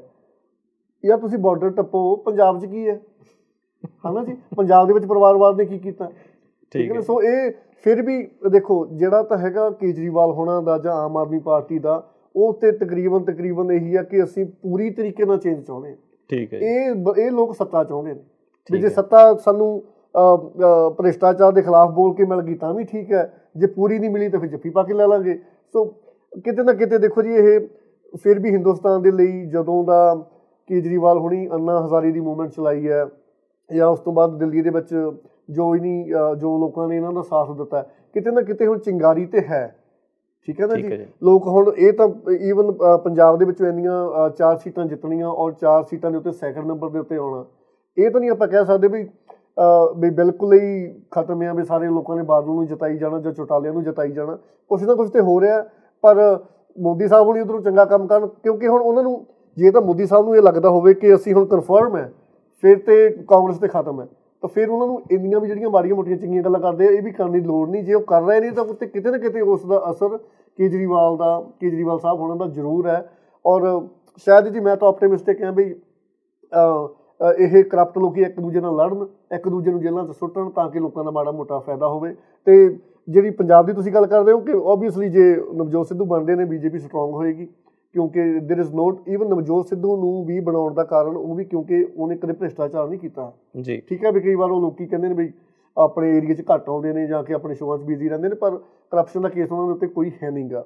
ਬਾਦਲਾਂ ਨੇ ਨਹੀਂ ਚੱਲਣ ਦਿੱਤੀ, ਉਹ ਵੱਖਰੀ ਗੱਲ ਹੈ, ਪਰ ਇਹਦੇ ਉੱਤੇ ਵੀ ਕਿਤੇ ਨਾ ਕਿਤੇ ਆਮ ਆਦਮੀ ਪਾਰਟੀ ਦਾ ਹੀ ਅਸਰ ਆ ਵੀ ਇੱਕ ਚੰਗੇ ਬੰਦੇ ਨੂੰ ਮੋਹਰੇ ਕਰਕੇ BJP ਜੇ ਸਟਰੋਂਗ ਹੋਣਾ ਚਾਹੁੰਦੀ ਤਾਂ ਉਹਦੇ 'ਚ ਕੋਈ ਮਾੜੀ ਗੱਲ ਨਹੀਂ। ਚੰਗੇ ਬੰਦੇ ਕਿਸੇ ਵੀ ਪਾਰਟੀ ਵਿੱਚ ਆਉਣ, ਉਹ ਚੰਗੀ ਗੱਲ ਹੀ ਹੈ। ਦਵਿੰਦਰ ਜੀ, ਜੇ ਅਸੀਂ ਗੱਲ ਕਰੀਏ ਨਵਜੋਤ ਸਿੰਘ ਸਿੱਧੂ ਦੀ, ਕਿਉਂਕਿ ਜੇ ਅਸੀਂ ਐਜ਼ ਅ ਬੁਲਾਰੇ ਉਹਨਾਂ ਨੂੰ ਦੇਖੀਏ ਤੇ ਬਾ ਕਮਾਲ ਬੁਲਾਰੇ ਨੇ, ਲੋਕਾਂ ਦਾ ਦਿਲ ਜਿੱਤ ਲੈਂਦੇ ਆ। ਮੇਰੇ ਹਿਸਾਬ ਨਾਲ ਉਹਨਾਂ ਦਾ ਜਾਦੂ ਵੀ ਹਰਿਆਣੇ ਦੇ ਵਿੱਚ ਬਹੁਤ ਜ਼ਿਆਦਾ ਚੱਲਿਆ ਹੈ। ਇੱਕ ਬਹੁਤ ਮੋਹਰੀ ਬਣਾ ਕੇ ਉਹਨਾਂ ਨੂੰ BJP ਨੇ ਅੱਗੇ ਪੇਸ਼ ਕੀਤਾ ਆ। ਤੇ ਤੁਹਾਨੂੰ ਲੱਗਦਾ ਹੈ ਕਿ ਕੁਝ ਫਿਊਚਰ ਜੋ ਆਪਣੇ ਅਵਤਾਰ ਜੀ ਨੇ ਕਿਹਾ ਉਹ ਹੋ ਸਕਦਾ? ਦੇਖੋ ਗੱਲ ਤਾਂ ਬਹੁਤ ਸੋਹਣੀ ਹੋਈ ਆ, ਹੈ ਨਾ ਜੀ, ਪਰ ਪੋਲੀਟੀਕਲ ਜਿਹੜੀਆਂ ਜੜ੍ਹਾਂ ਨੇ ਉਹ ਇੰਨੀਆਂ ਫਸੀਆਂ ਹੋਈਆਂ ਨੇ, ਇਹਨਾਂ ਵਿੱਚੋਂ ਜਿਹੜੀ ਅਸਲੀਅਤ ਕੱਢਣੀ ਬੜੀ ਔਖੀ ਆ। ਕੀ ਹੋ ਰਿਹਾ? ਪਹਿਲੀ ਗੱਲ ਤਾਂ ਇਹ ਆ ਕਿ ਜਿਹੜੀ ਨਵਜੋਤ ਸਿੰਘ ਸਿੱਧੂ ਦੀ ਸਪੀਚ ਆ ਉਹ ਕਿਹਨੇ ਲਿਖ ਕੇ ਦਿੱਤੀ ਸੀ? ਠੀਕ ਹੈ ਜੀ, ਇਹ ਇੰਪੋਰਟੈਂਟ ਆ ਗੱਲ ਵੀ ਇਹ ਗੱਲ ਜੇਤਲੀ ਗਰੁੱਪ ਨੇ ਲਿਖ ਕੇ ਦਿੱਤੀ ਸੀ ਜਾਂ ਉਹਨਾਂ ਦੇ ਐਂਟੀ ਗਰੁੱਪ ਨੇ ਲਿਖ ਕੇ ਦਿੱਤੀ ਸੀ। ਹੁਣ ਜੇਟਲੀ ਗਰੁੱਪ ਦਾ ਫੈਕਟਰ ਚੱਲਿਆ ਜੀ, ਜਦੋਂ ਸਿੱਧੂ ਸਾਹਿਬ ਬੋਲੇ ਨੇ ਇਹਨਾਂ ਦੇ ਖਿਲਾਫ ਤੇ ਉਹਨਾਂ ਦੀ ਸਿਕਿਉਰਿਟੀ ਵਾਪਸ ਲੈ ਲਈ ਤੇ ਮੁੜ ਕੇ ਹਰਸਿਮਰਤ ਨੂੰ ਭੇਜਿਆ ਗਿਆ ਜੇਟਲੀ ਸਾਹਿਬ ਨੂੰ ਮਿਲਣੇ ਨੂੰ, ਤੇ ਉਹ ਤੋਂ ਦਬਕਾ ਵੱਜਾ ਹੁਣ ਉਹ ਦੂਜੇ ਦਿਨ ਵਾਪਸ ਵੀ ਦੇ ਦਿੱਤੀ। ਨਹੀਂ ਉਹ ਤਾਂ ਦੇਖੋ ਗੱਲ ਕਰਦੇ ਆ, ਪਰ ਬਾਦਲ ਸਾਹਿਬ ਏਡੇ ਪੋਲੀਟੀਸ਼ੀਅਨ ਨੇ ਵੀ ਮੋਦੀ ਨੂੰ ਵੀ 2 ਵਾਰ ਸੋਚਣਾ ਪਊਗਾ ਵੀ ਕੀ ਪੰਗਾ ਲੈਣਾ। ਆਪਾਂ ਗੱਲ ਤਾਂ ਕਰਦੇ ਆ ਵੀ ਸਿੱਧੂ ਨੂੰ ਪਾ ਕੇ ਬਾਦਲ ਸਾਹਿਬ ਕੋਲੇ ਬਹੁਤ ਤੀਰ ਖੇਡਣ ਨੂੰ ਨੇ। ਪੰਗਾ ਤਾਂ BJP ਨੇ ਲੈ ਲਿਆ। ਨਹੀਂ ਤੀਰ ਬਹੁਤ ਖੇਡਣ ਨੂੰ ਨੇ। ਬਾਦਲ ਸਾਹਿਬ ਚਾਹੁੰਦੇ ਨੇ ਇਲੈਕਸ਼ਨ ਜਿੱਤਣੀ ਆ, ਇੱਕ ਮਨਪ੍ਰੀਤ ਬਾਦਲ ਪੈਦਾ ਕਰਤਾ। ਠੀਕ ਹੈ ਜੀ, ਮਨਪ੍ਰੀਤ ਬਾਦਲ ਜਾ ਕੇ BSP ਨਾਲ ਅਲਾਈਅੰਸ ਕਰਨ ਲੱਗਿਆ। ਬਾਦਲ ਸਾਹਿਬ ਨੇ ਮਾਇਆਵਤੀ ਨੂੰ ਫੋਨ ਕੀਤਾ ਕਿ ਇੱਥੇ ਤੇ BSP ਦੇ ਕੈਂਡੀਡੇਟ ਖੜੇ ਕਰਦੇ, ਜਿੱਤਣਾ ਤਾਂ ਹੈ ਨਹੀਂਗਾ ਪਰ ਇਹਨਾਂ ਦੀਆਂ ਕਾਂਗਰਸ ਦੀਆਂ ਤੇ ਉਹਦੀਆਂ ਵੋਟਾਂ ਡਿਵਾਈਡ ਕਰਦੇ। ਸਿਰਫ 4-5% ਤੇ ਵੋਟਾਂ ਖੇਡਦੇ ਨੇ ਅਕਾਲੀ ਕਾਂਗਰਸ, ਜਿੰਨੇ ਵੀ ਅਸੀਂ ਇਤਿਹਾਸ 'ਚ ਮਿਲਾ ਲਈਏ 5% ਤੋਂ ਵੱਧ ਡਿਫਰੈਂਸ ਨਹੀਂ ਹੁੰਦਾ ਇਹਨਾਂ ਦੇ ਵੋਟਾਂ 'ਚ, ਕੋਈ ਵੀ ਵਨ ਸਾਈਡਡ ਨਹੀਂ ਜਿੱਤਦਾ, ਰੌਲਾ 5% ਤੇ ਹੀ ਰਹਿੰਦਾ। ਗੱਲ ਰਿਹਾ ਨਵਜੋਤ ਸਿੱਧੂ ਦੀ। ਨਵਜੋਤ ਸਿੰਘ ਸਿੱਧੂ ਪਹਿਲਾਂ MP ਰਹੇ ਨੇ, ਹੈ ਨਾ, ਹਾਂਜੀ, ਉਦੋਂ ਹੀ ਬਿਕਰਮ ਸਿੰਘ ਜੀ ਮਜੀਠੀਏ ਨਾਲ ਉਹੀ ਸਪੀਚਾਂ ਦਿੰਦੇ ਹੁੰਦੇ ਸੀ। ਜਦੋਂ ਰੇਤ ਦੇ ਠੇਕੇ ਉਦੋਂ ਵੀ ਉਹਨਾਂ ਕੋਲ ਹੀ ਸੀਗੇ। ਠੀਕ ਹੈ ਜੀ। ਉਦੋਂ ਡਰੱਗ ਵੀ ਉਹਨਾਂ ਦੇ ਅੰਮ੍ਰਿਤਸਰ ਦੇ ਵਿੱਚ ਹੀ ਸਭ ਤੋਂ ਵੱਧ ਵਿਕਦੀ ਸੀ। ਉਹਨਾਂ ਨੂੰ ਐਜ਼ ਏ MP ਉਦੋਂ ਨਹੀਂ ਸੀ ਦਿੰਦੀ, ਜਿਹੜੀ ਹੁਣ ਇੱਕੋ ਦਮ ਹੀ ਯਾਦ ਆ ਗਈ ਆ। ਉਹ ਯਾਦ ਕਦੋਂ ਆਈ? ਜਦੋਂ ਉਹਨਾਂ ਨੂੰ ਲੱਗਦਾ ਸਾਨੂੰ ਸ਼ਾਇਦ ਅਕਾਲੀਆਂ ਦੀ ਲੋੜ ਹੀ ਨਹੀਂ ਹੈਗੀ। ਤੁਹਾਨੂੰ ਯਾਦ ਹੋਊਗਾ ਜਦੋਂ ਨਵਜੋਤ ਸਿੰਘ ਸਿੱਧੂ ਨੂੰ ਪਾਰਟੀ 'ਚੋਂ ਲਿਆ ਸੀ, ਮੈਨੂੰ ਯਾਦ ਆ ਮੈਂ ਕ੍ਰਿਕਟ ਦਾ ਕੋਈ ਮੈਚ ਦੇਖ ਰਿਹਾ ਸੀ, ਆਈ ਥਿੰਕ ਲਾਹੌਰ ਦੇ ਵਿੱਚ ਕੋਈ ਮੈਚ ਹੋਇਆ ਸੀ, ਤੇ ਗੱਡੀ ਤੋਂ ਜਦੋਂ ਆਏ ਉਤਰ ਕੇ ਤਾਂ ਉਹਨਾਂ ਨੂੰ ਹਾਰ ਪਾ ਕੇ ਉਦੋਂ ਕੈਂਡੀਡੇਟ ਡਿਕਲੇਅਰ ਕੀਤਾ ਗਿਆ ਸੀ। ਠੀਕ ਹੈ ਜੀ। ਇੱਕ ਸਰਦਾਰ ਨੂੰ ਭਾਜਪਾ ਬੰਨਿਓ ਆਪਣੀ ਪਾਰਟੀ 'ਚ ਲੈਣਾ, ਅਕਾਲੀ ਦਲ ਨੂੰ ਇੱਕ ਤਰ੍ਹਾਂ ਦਾ ਇਨਡਾਇਰੈਕਟ ਮੈਸੇਜ ਉਦੋਂ ਦਿੱਤਾ ਗਿਆ ਸੀ। ਠੀਕ ਹੈ। ਦੂਜੀ ਗੱਲ, ਹੁਣ ਜੇ ਤੁਸੀਂ ਕਹੀਏ ਵੀ ਜਿਹੜੀਆਂ ਬਾਈ ਇਲੈਕਸ਼ਨ ਪੰਜਾਬ 'ਚ ਹੋ ਕੇ ਹਟੀਆਂ ਨੇ, ਪਟਿਆਲੇ ਤੋਂ ਅਕਾਲੀ ਦਲ ਦਾ ਕੌਣ ਉਮੀਦਵਾਰ ਸੀ ਜੀ? ਇੱਕ ਹਿੰਦੂ ਨੂੰ ਅਕਾਲੀ ਦਲ ਨੇ ਵੋਟ ਦਿੱਤੀ ਗਈ ਜੀ, ਆਪਦੀ ਉੱਥੋਂ ਕੈਂਡੀਡੇਟ ਬਣਾ ਕੇ ਦਿੱਤਾ ਗਿਆ। ਰੀਜ਼ਨ ਇਹ ਸੀ ਕਿ ਅਕਾਲੀ ਦਲ ਨੂੰ ਭਾਜਪਾ ਦੀ ਸ਼ਹਿਰਾਂ ਦੇ ਵਿੱਚ ਲੋੜ ਆ ਸਪੋਰਟ ਦੀ, ਤੇ ਅਕਾਲੀ ਦਲ ਨੂੰ ਪਤਾ ਵੀ ਪਿੰਡਾਂ 'ਚ ਤਾਂ ਲੋੜ ਹੀ ਨਹੀਂ, ਸਾਡਾ ਪੰਥਕ ਏਜੰਡਾ ਬਹੁਤ ਸਟਰੋਂਗ ਆ ਉੱਥੇ ਜੀ, ਪੰਥਕ ਏਜੰਡਾ ਚੱਲਦਾ। ਉਹ ਜਿਹੜੀਆਂ ਦੂਜੀਆਂ ਸਾਡਾ ਮੁਕਾਬਲਾ ਕਾਂਗਰਸ ਦੇ ਨਾਲ ਆ, BJP ਜਿੰਨੀ ਕੁ ਮਦਦ ਕਰ ਦਿੰਦੀ ਆ ਉਹਦੇ ਨਾਲ ਸਾਨੂੰ ਅਸੀਂ ਪਿੰਡਾਂ 'ਚ ਜਿੱਤੇ ਜਾਂਦੇ, ਬਹੁਮਤ ਪਿੰਡਾਂ 'ਚੋਂ ਹੀ ਮਿਲ ਜਾਂਦਾ। ਠੀਕ ਹੈ। ਸ਼ਹਿਰਾਂ ਦੇ ਵਿੱਚ ਜਿਹੜੀ ਹੋਂਦ ਆ ਉਹ ਇਹਨਾਂ ਦੀ ਭਾਜਪਾ ਦੀ ਜਿਹੜੀ ਸਾਨੂੰ ਵੀ ਸਪੋਰਟ ਮਿਲਦੀ ਆ ਉਹ ਮਿਲਦੀ ਆ। ਪਰ ਇਹ ਲੋਕ ਸਭਾ ਦੀਆਂ ਇਲੈਕਸ਼ਨਾਂ ਨੇ ਕੀ ਕੀਤਾ ਕਿ ਭਾਜਪਾ ਨੂੰ 3 ਸੀਟਾਂ ਦਿੱਤੀਆਂ ਗਈਆਂ ਸੀ। ਹਾਂਜੀ। ਉਹਦੇ ਵਿੱਚੋਂ ਹੁਸ਼ਿਆਰਪੁਰ ਤੇ ਗੁਰਦਾਸਪੁਰ ਉਹਨਾਂ ਨੇ ਆਪ ਹੀ ਜਿੱਤ ਲਈ। ਅਕਾਲੀਆਂ ਤੇ ਉਹਨਾਂ ਨੇ ਅੰਮ੍ਰਿਤਸਰ ਛੱਡ ਦਿੱਤੀ ਸੀ, ਜਿਹਦੇ ਵਿੱਚ ਉਹਨਾਂ ਨੇ ਇੱਕ ਆਪਣੇ ਸਟਾਰ ਕੈਂਡੀਡੇਟ ਜਾਂ MP ਨੂੰ ਵੀ ਖੜਾ ਕੀਤਾ ਸੀ। ਗੁੱਸੇ ਕੀਤਾ ਜੀ, ਅਕਾਲੀਆਂ ਨੇ, ਜਾਨੀ ਉਧਰ ਭਾਜਪਾ ਨੇ ਨਵਜੋਤ ਸਿੱਧੂ ਨੂੰ ਗੁੱਸਾ ਹੀ ਕੀਤਾ। ਗੁੱਸੇ ਤਾਂ ਸਿਰਾ ਉਹ ਤਾਂ ਮੰਨੇ ਨੇ ਸਾਰੇ ਵੀ ਗੁੱਸੇ ਸੀ। ਉਸ ਦਾ ਇਹ ਸੀ ਅਕਾਲੀਆਂ ਨੂੰ ਕਿ ਦੇਖੋ ਅਸੀਂ ਜਿਤਾਉਣੇ ਤਾਂ ਅਸੀਂ ਆ, ਤੁਸੀਂ ਸਾਨੂੰ ਐਜ਼ ਏ ਲਿਟਲ ਬ੍ਰਦਰ ਮਿਲਦੇ ਹੋ, ਪਰ ਅਸੀਂ ਤੁਹਾਨੂੰ ਜਿਤਾ ਦਾਂਗੇ, ਜੇਤਲੀ ਸਾਹਿਬ ਖੜੇ ਹੋ ਜਾਓ, ਤੁਹਾਨੂੰ ਜਿਤਾ ਕੇ ਭੇਜਾਂਗੇ। ਜਦੋਂ ਜੇਤਲੀ ਸਾਹਿਬ ਨਹੀਂ ਜਿੱਤੇ, ਹਾਲਾਂਕਿ ਚੰਡੀ ਬਜ਼ਾਰਤ ਦੇ ਵਿੱਚ ਸਟਰੋਂਗ ਪੁਜਾ ਦਿੱਤਾ, ਪਰ ਉਹ ਗੁੱਸਾ ਜ਼ਰੂਰ ਸੀਗਾ ਕਿ ਤੁਹਾਡੇ ਨਾਲ ਰਹਿਣ ਨਾਲ ਤਾਂ ਸਾਨੂੰ ਸ਼ਹਿਰਾਂ 'ਚ ਨੁਕਸਾਨ ਹੁੰਦਾ। ਠੀਕ ਹੈ। ਵੀ ਯੂ ਹੈਵ ਟੂ ਮੈਨੀ ਲਾਇਬਿਲਿਟੀਜ਼ ਟੂ ਕਵਰ। ਜੇ ਤੁਸੀਂ ਸਾਨੂੰ ਸ਼ਹਿਰਾਂ 'ਚ ਨਹੀਂ ਬਣਨ ਦਿੰਦੇ, ਸਾਨੂੰ ਸਿੱਖ ਵੋਟ ਲੈਣੀ ਆ, ਅਸੀਂ ਇੱਕ ਯੋਧਾ ਤਾਂ ਬੜੇ ਚਿਰ ਤੋਂ ਤਿਆਰ ਕੀਤਾ ਹੋਇਆ। ਠੀਕ ਹੈ। ਤੁਹਾਡੇ ਪਿੱਛੋਂ ਅਸੀਂ ਉਹਨੂੰ ਕਿਉਂ ਗੁੱਸੇ ਕਰੀਏ? ਹਾਂਜੀ। ਨਵਜੋਤ ਸਿੱਧੂ ਦਾ ਹਰਿਆਣੇ ਦਾ ਸਿਰਫ 2 ਸੀਟਾਂ ਦੇ ਅਸਰ ਪੈਣਾ, ਇੱਕ ਸਰਸੇ ਦਾ, ਇੱਕ ਅੰਬਾਲੇ ਦਾ। ਜੇ ਨਵਜੋਤ ਸਿੰਘ ਸਿੱਧੂ ਨਾ ਵੀ ਜਾਂਦਾ, ਸਰਸੇ ਵਾਲੀ ਸੀਟ ਤਾਂ ਸਾਡੇ ਸਰਸੇ ਵਾਲੇ ਬਾਬਾ ਜੀ ਨੇ ਜਿਤਾ ਦੇਣੀ ਸੀ ਉਹਨਾਂ ਨੂੰ। ਠੀਕ ਹੈ। ਠੀਕ ਹੈ। ਤੁਸੀਂ ਬਾਬਾ ਜੀ ਦਾ ਨਾਂ ਲਿਆ, ਮੈਂ ਇਹ ਵੀ ਗੱਲ ਕਰ ਹੀ ਲਈਏ ਵੀ ਇਹ ਡੇਰੇਵਾਦ ਦਾ ਵੀ ਜਿਹੜਾ ਇਸ ਵਾਰੀ ਚੱਕਰ ਪਿਆ ਆ, ਇਹਨਾਂ ਨੇ ਖੁੱਲ੍ਹ ਕੇ ਇਸ ਵਾਰੀ ਕਿਹਾ ਕਿ ਅਸੀਂ BJP ਨੂੰ ਜਿਹੜਾ ਸਮਰਥਨ ਆਪਣੇ ਦਿਓ, ਚਾਹੇ ਉਹ ਹਰਿਆਣਾ ਦੇ ਵਿੱਚ ਹੋਵੇ, ਚਾਹੇ ਉਹ ਮਹਾਰਾਸ਼ਟਰ ਦੇ ਵਿੱਚ ਹੋਵੇ। ਇਹ ਸਿਰਸੇ ਵਾਲੇ ਬਾਬੇ ਦਾ ਬਹੁਤ ਜ਼ਿਆਦਾ ਅਸਰ ਜਿਹੜਾ ਦੇਖਣ ਨੂੰ ਮਿਲਿਆ।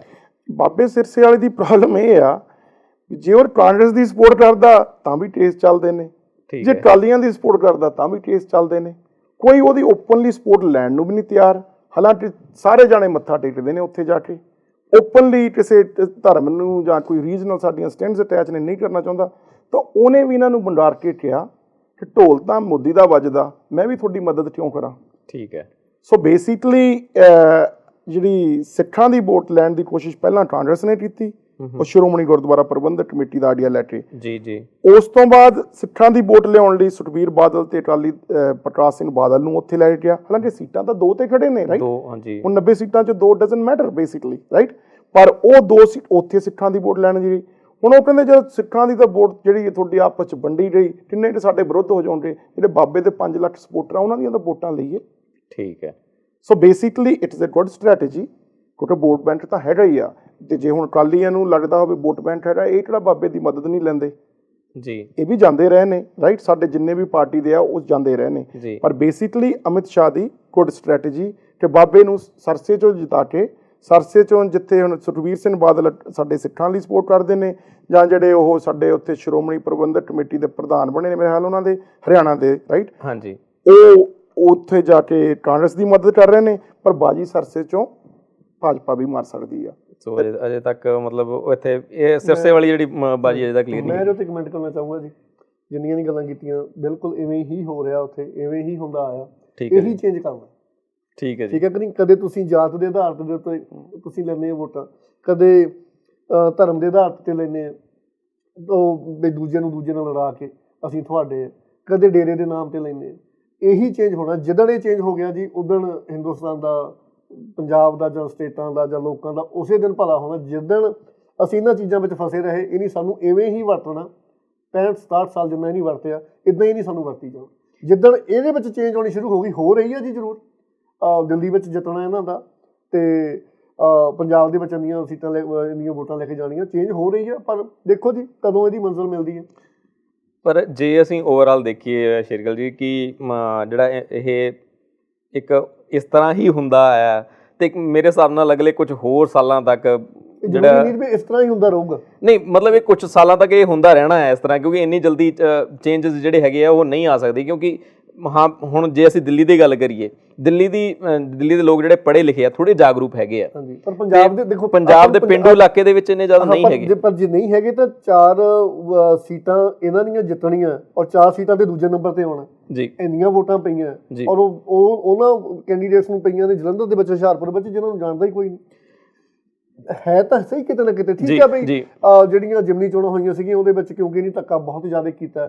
ਇੱਕ ਮੈਨੂੰ ਯਾਦ ਹੈ ਕਿ ਇੱਕ ਮੇਰੇ ਅੰਕਲ ਜੀ ਸੀਗੇ, ਉਹਨੇ ਅੱਜ ਤੋਂ 5-6 ਸਾਲ ਪਹਿਲਾਂ ਕਿਹਾ ਸੀਗਾ, ਜਦੋਂ ਅਕਾਲੀ ਦੂਸਰੀ ਵਾਰ ਜਿੱਤੇ ਨੇ 5-6 ਸਾਲ ਦੀ 2-3 ਸਾਲ ਪਹਿਲਾਂ, ਤੇ ਕਹਿੰਦਾ ਵੀ ਜਿਹੜੇ ਹਿਸਾਬ ਦੇ ਨਾਲ ਇਹ ਚੱਲ ਰਹੇ ਨੇ, ਨਹੀਂ ਪੰਜਾਬ ਨੂੰ ਬਿਹਾਰ ਬਣਾ ਦੇਣਾ। ਔਰ ਜੋ ਇਹਨੇ ਜਿਮਨੀ ਚੋਣਾਂ ਦੇ ਵਿੱਚ ਕੀਤਾ ਉਹ ਪੰਜਾਬ ਨੂੰ ਬਿਹਾਰ ਬਣਾਉਣ ਵਾਲੀ ਹੀ ਗੱਲ ਹੀ ਨਹੀਂ ਕੀਤੀ ਜੀ। ਠੀਕ ਹੈ ਜੀ। ਪਹਿਲਾਂ ਲੱਗਦਾ ਸੀਗਾ, ਸ਼ਾਇਦ ਮੈਨੂੰ ਵੀ ਪਰਸਨਲੀ ਲੱਗਦਾ ਸੀਗਾ ਕਿ ਦਿੱਲੀ 'ਚ ਹੋ ਸਕਦਾ ਚੇਂਜ ਹੋ ਜਾਵੇ, ਹਰਿਆਣੇ 'ਚ ਹੋ ਜਾਵੇ, ਮਹਾਰਾਸ਼ਟਰ 'ਚ ਹੋ ਜਾਵੇ, ਸਾਡੇ ਪੰਜਾਬ 'ਚ ਨਹੀਂ ਚੇਂਜ ਹੋਣੀ। ਪਰ ਜਿਹੜੇ ਹਿਸਾਬ ਨਾਲ ਲੋਕਾਂ ਨੇ ਪੰਜਾਬ ਦੇ ਵਿੱਚ ਇਹਨਾਂ ਤੋਂ ਪੈਸੇ ਵੀ ਲਏ, ਇਹਨਾਂ ਦੀਆਂ ਰੈਲੀਆਂ 'ਚ ਵੀ ਗਏ ਤੇ ਵੋਟਾਂ ਆਮ ਆਦਮੀ ਪਾਰਟੀ ਨੂੰ ਪਾਈਆਂ, ਤੇ ਆਹ ਜਿਹੜੀ ਹੁਣ ਸਿਚੁਏਸ਼ਨ ਹੋਈ ਹੈ, ਇਹਦੇ ਨਾਲ ਜੇ ਮੈਂ ਐਜ਼ ਅ ਪੰਜਾਬੀ ਗੱਲ ਕਰਾਂ, ਮੈਂ ਹੋਰ ਆਪਟੀਮਿਸਟਿਕ ਹੋਇਆ, ਹੋਰ ਮੈਨੂੰ ਖੁਸ਼ੀ ਹੋਈ ਆ ਵੀ ਜੋ ਇਹ ਘਟਨਾ ਚੱਕਰ ਜੋ ਵੀ ਚੱਲ ਰਿਹਾ ਹੈ, ਜੇ ਰਿਜ਼ਲਟ ਜਿਵੇਂ ਵੀ ਆਉਣ, ਪਰ ਪਾੜਾ ਤਾਂ ਇਹਨਾਂ ਦੇ ਵਿੱਚ ਪੈ ਗਿਆ ਤੇ ਉਹਦਾ ਫਾਇਦਾ ਸਾਨੂੰ ਹੋਣਾ ਹੀ ਹੋਣਾ ਹੈ ਜੀ 2017 ਦੇ ਵਿੱਚ।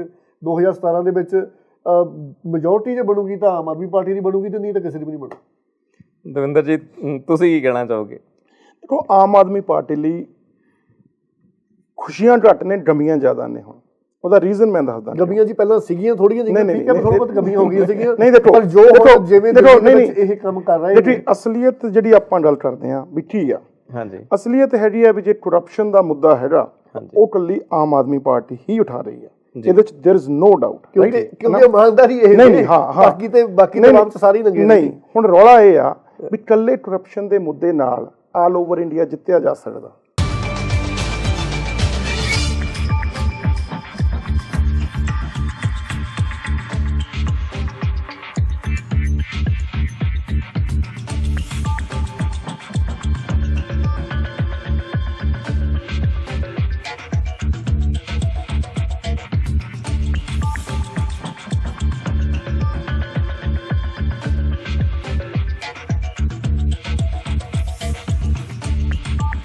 ਤਾਂ ਉਹ ਬੇਸਿਕਲੀ ਜੇ ਦਿੱਲੀ ਤੋਂ ਹਰਿਆਣੇ ਜਾਂਦੇ ਹੋ ਉੱਥੇ ਮੁੱਦਾ ਬਦਲ ਜਾਂਦਾ, ਹਰਿਆਣੇ ਤੋਂ ਪੰਜਾਬ 'ਚ ਪੜ੍ਹਦੇ ਹੋ ਉੱਥੇ ਮੁੱਦਾ ਬਦਲ ਜਾਂਦਾ, ਰਾਈਟ ਸਾਹਿਬ ਨੇ। ਠੀਕ ਹੈ, ਮੁੱਦੇ ਜ਼ਰੂਰ ਰੀਜਨਲ ਮੁੱਦੇ ਬਦਲਦੇ। ਅੱਛਾ, ਨਹੀਂ, ਦੇਖੋ ਜਿਹੜੀ ਹੁਣ ਆਰਗੇਨਾਈਜੇਸ਼ਨ ਦੀ ਸਟਿਲ ਆ, ਕਿੰਨੀ ਵੀਕਨੈਸ ਹੈ ਇਹਨਾਂ ਦੀ, ਮੈਂ ਦੱਸਦਾ ਕਿੰਨੀ ਵੀਕਨੈਸ ਆ ਆਮ ਆਦਮੀ ਪਾਰਟੀ ਦੀ। ਜਿਵੇਂ ਹੁਣ ਇਹਨਾਂ ਨੇ ਤਲਵੰਡੀ ਸਾਬੋ 'ਚ ਤੁਸੀਂ ਕੈਂਡੀਡੇਟ ਡਿਕਲੇਅਰ ਕਰਦੇ ਹੋ, ਜੇ ਪਾਰਟੀ ਪਾਲਿਸੀ ਪੜ੍ਹਦੇ ਹੋ ਤਾਂ ਕਿੰਨਾ ਇਹਨਾਂ ਨੇ ਰੱਖੇ ਹੋਏ ਨੇ ਕਿ ਅਸੀਂ ਇੱਦਾਂ ਕੈਂਡੀਡੇਟ ਚੁਣਦੇ ਹਾਂ, ਰਾਈਟ। ਪਾਰਟੀਆਂ ਡਿਸੀਜਨ ਲੈ ਲੈਂਦੀਆਂ ਨੇ, ਚੰਗੇ ਮਾੜੇ ਉਹਦੇ ਤੇ ਸਟਿਕ ਕਰਦੀਆਂ ਨੇ ਜੀ। ਪਰ ਇਹ ਆ ਵੀ ਜੇ ਤੁਸੀਂ ਮਹੀਨਾ ਡਿਸੀਜਨ ਲੈਣ ਤੇ ਲਾ ਦਿੰਦੇ ਹੋ, ਫਿਰ ਦੂਜੇ ਦਿਨ ਆਪਦਾ ਕੈਂਡੀਡੇਟ ਨਾ ਬਦਲੋ ਜੀ। ਇਹ ਬਹੁਤ ਵੱਡੀ ਗਲਤੀ ਸੀ ਉੱਥੇ। ਦੂਜੇ ਦਿਨ ਜਿਹੜਾ ਕੈਂਡੀਡੇਟ ਬਦਲਦੇ ਹੋ ਤੁਸੀਂ, ਕਿਉਂਕਿ ਤੁਸੀਂ ਇੱਕ ਗਰੁੱਪ ਨੂੰ ਫਿਰ ਆਪਣੇ ਉਲਟ ਕਰ ਲਿਆ ਬਿਨਾਂ ਮਤਲਬ ਤੋਂ। ਜੇ ਉਹਨੂੰ ਨਹੀਂ ਦੇਣੀ ਸੀ ਟਿਕਟ, ਨਾ ਦਿਓ, ਰਾਈਟ ਹੈ ਨਾ, ਰਾਈਟ। ਜਿਹੜੀ ਕੈਂਡੀਡੇਟ ਸਿਲੈਕਸ਼ਨ ਦੇ ਵਿੱਚ ਉਹ ਕੇਜਰੀਵਾਲ ਸਾਹਿਬ ਦੀ ਗਲਤੀ ਨਹੀਂ ਹੈਗੀ, ਮੈਂ ਉਹ ਦੱਸਦਾ ਗਲਤੀ ਕੀ ਆ। ਗਲਤੀ ਇਹ ਆ ਵੀ ਜਦੋਂ ਕੇਜਰੀਵਾਲ ਸਾਹਿਬ ਨੇ, ਜਿਵੇਂ ਲੈਟਸ ਸੇ ਪੰਜਾਬ ਦੀ ਉਹ ਗੱਲ ਕਰ ਲਈਏ, ਜਦੋਂ ਪੰਜਾਬ ਦੇ ਜਾ ਕੇ ਕੈਂਡੀਡੇਟ ਬਣਾਉਣੇ ਸੀ, ਸਾਡੇ ਪਹਿਲਾਂ ਰੀਜਨਲ ਜਿਹੜੇ ਰਿਲੀਜਨ ਬੇਸ ਆਗੂ ਹੁੰਦੇ ਨੇ, ਸਿੱਖ ਸਟੂਡੈਂਟ ਫੈਡਰੇਸ਼ਨ ਲਾ ਲਓ, ਜਿਹੜਾ ਕੀ ਆ ਫੈਡਰੇਸ਼ਨ ਦਾ ਪ੍ਰਧਾਨ ਆ ਪੀਰ ਮੁਹੰਮਦ, ਰਾਈਟ, ਹਾਂ, ਪੀਰ ਮੁਹੰਮਦ ਨੇ ਆਮ ਆਦਮੀ ਪਾਰਟੀ ਨੂੰ ਅਪਰੋਚ ਕੀਤਾ ਕਿ ਜੀ ਤੁਸੀਂ ਬਹੁਤ ਵਧੀਆ ਮੁੱਦੇ 'ਤੇ ਗੱਲ ਕਰ ਰਹੇ ਹੋ, ਕਰਪਸ਼ਨ ਦਾ ਪੰਜਾਬ 'ਚ ਤਾਂ ਬਹੁਤ ਹੀ ਲੋੜ ਆ, ਠੀਕ ਆ ਜੀ, ਤੁਸੀਂ ਸਪੋਰਟ ਚਾਹੀਦੀ ਆ, ਸਾਨੂੰ ਜੀ 6 ਸੀਟਾਂ ਦੇ ਦਿਓ ਤੇ ਅਸੀਂ ਤੁਹਾਡੇ ਨਾਲ ਆ, ਠੀਕ ਹੈ। ਉਦੋਂ ਬਾਅਦ ਕੋਈ ਸਿੱਖ ਫੈਡਰੇਸ਼ਨ ਵਾਲਾ ਹੋਰ ਆ ਗਿਆ, ਸ਼੍ਰੋਮਣੀ ਅਕਾਲੀ ਦਲ, ਕਹਿੰਦੇ ਅੰਮ੍ਰਿਤਸਰ ਜਿਹੜੇ ਸਿਮਰਨਜੀਤ ਸਿੰਘ ਪ੍ਰਧਾਨ ਨੇ ਸਾਡੇ, ਉਹਨਾਂ ਨੂੰ ਵੀ ਵਿੱਚ ਲਿਆ, ਉਹ ਵੀ ਬੜੇ ਇਮਾਨਦਾਰ ਰਹੇ ਨੇ। ਜਦੋਂ ਹੁਣ 3 ਗਰੁੱਪ ਆ ਗਏ ਤਾਂ ਕੇਜਰੀਵਾਲ ਵਾਸ ਨਾਟ ਅ ਪਾਰਟ ਆਫ ਦੈਟ, ਹੈ ਨਾ। So how he can decide ਜੇ ਤੁਸੀਂ ਸਾਡੀ ਸਪੋਰਟ ਕਰਨੀ ਹੈ ਕਰ ਦਿਓ, ਪਰ ਕੈਂਡੀਡੇਟ ਤਾਂ ਅਸੀਂ ਆਪਦੇ ਹਿਸਾਬ ਨਹੀਂ ਚੁਣਾਂਗੇ ਜੀ, ਉਹ ਵੀ ਪਰੇ ਹੋ ਕੇ, ਰਾਈਟ। ਹੁਣ ਉਹ ਜਿਹੜੀ ਰੀਜਨਲ ਪ੍ਰੋਬਲਮ ਦੇ ਵਿੱਚ ਉੱਥੇ ਤੁਹਾਨੂੰ ਉਹ ਰਿਲੀਜੀਅਸ ਵਿਊ ਦੇ ਵਿੱਚ ਵੜਨਾ ਪਊਗਾ, ਠੀਕ ਆ। ਕਰਪਸ਼ਨ ਦੇ ਮੁੱਦੇ 'ਚ ਸਕਸੈਸ ਮਿਲੀ ਆ, 4 ਸ਼ਹਿਰਾਂ 'ਚ ਮਿਲੀ ਆ, ਬੜੀ ਵਧੀਆ ਗੱਲ ਆ। ਕਰਪਸ਼ਨ ਦੇ ਨਾਲ ਨਾਲ ਆਈ ਥਿੰਕ ਨਸ਼ਿਆਂ ਦੀ ਜ਼ਿਆਦਾ ਪ੍ਰੋਬਲਮ ਸੀ ਉੱਥੇ, ਕਿਉਂਕਿ ਉਹ ਪੰਜਾਬ ਦੀ ਰੀਜਨਲ ਪ੍ਰੋਬਲਮ ਬਣ ਚੁੱਕੀ ਆ। ਉਹਦੇ ਵਿੱਚ ਲੋਕਾਂ ਨੇ ਬਲੀਵ ਕੀਤਾ ਕਿ ਆਮ ਆਦਮੀ ਪਾਰਟੀ ਹੈਗੀ ਆ। ਹੁਣ ਦੂਜੇ ਪਾਸੇ ਤੁਸੀਂ ਮਹਾਰਾਸ਼ਟਰ ਚਲੇ ਜਾਂਦੇ ਆ ਇਲੈਕਸ਼ਨ 'ਚ। ਮਹਾਰਾਸ਼ਟਰ ਦੇ ਵਿੱਚ ਦੇਰ ਵਾਜ਼ ਨੋ ਡਾਊਟ ਕਿ ਇਹ ਜਿਹੜੇ ਮੁੰਬਈ ਦੇ ਵਿੱਚ ਸੀਟਾਂ ਨਾ ਜਿੱਤਦੇ। ਦੇਰ ਵਾਜ਼ ਨੋ ਡਾਊਟਸ। ਮੀਰਾ ਸੈਨਲ ਜਿਹੜੇ Bank of Scotland, Royal Bank of Scotland ਦੀ ਚੇਅਰਮੈਨ ਰਹੀ ਹੈ, right, she was the candidate there, right. ਹੋਰ ਬੜੇ ਵਧੀਆ ਕੈਂਡੀਡੇਟ ਸੀ। ਪ੍ਰੋਬਲਮ ਕੀ ਆਈ ਵੀ they didn't organize it, they didn't have a leadership in that particular region, right? ਜੀ। ਹੁਣ particular region ਦੇ ਵਿੱਚ ਜਦੋਂ ਤੁਸੀਂ ਲੀਡਰਸ਼ਿਪ ਨਹੀਂ ਹੈਗੀ, ਹੁਣ ਜਿਵੇਂ ਗਾਂਧੀ ਸਾਹਿਬ ਨੇ ਉਹਨਾਂ ਤੇ ਸੈਕਸ਼ੂਅਲ ਅਸਾਲਟ ਤੇ ਹਰਾਸਮੈਂਟ, ਚਾਹੇ ਗਲਤ ਸਹੀ ਉਹ ਤਾਂ ਕੋਰਟ ਨੇ ਫੈਸਲਾ ਕਰਨਾ, ਉਹਨਾਂ ਤੇ ਕੇਸ ਪਾਇਆ ਹੋਇਆ। ਹੁਣ ਹੀ ਕਾਂਟ ਰਨ ਪ੍ਰੋਵਿੰਸ਼ਲੀ, ਯਾਨੀ ਉਹ ਰਾਜ ਪੱਧਰ ਤੇ ਨਹੀਂ ਲੜ ਸਕਦੇ।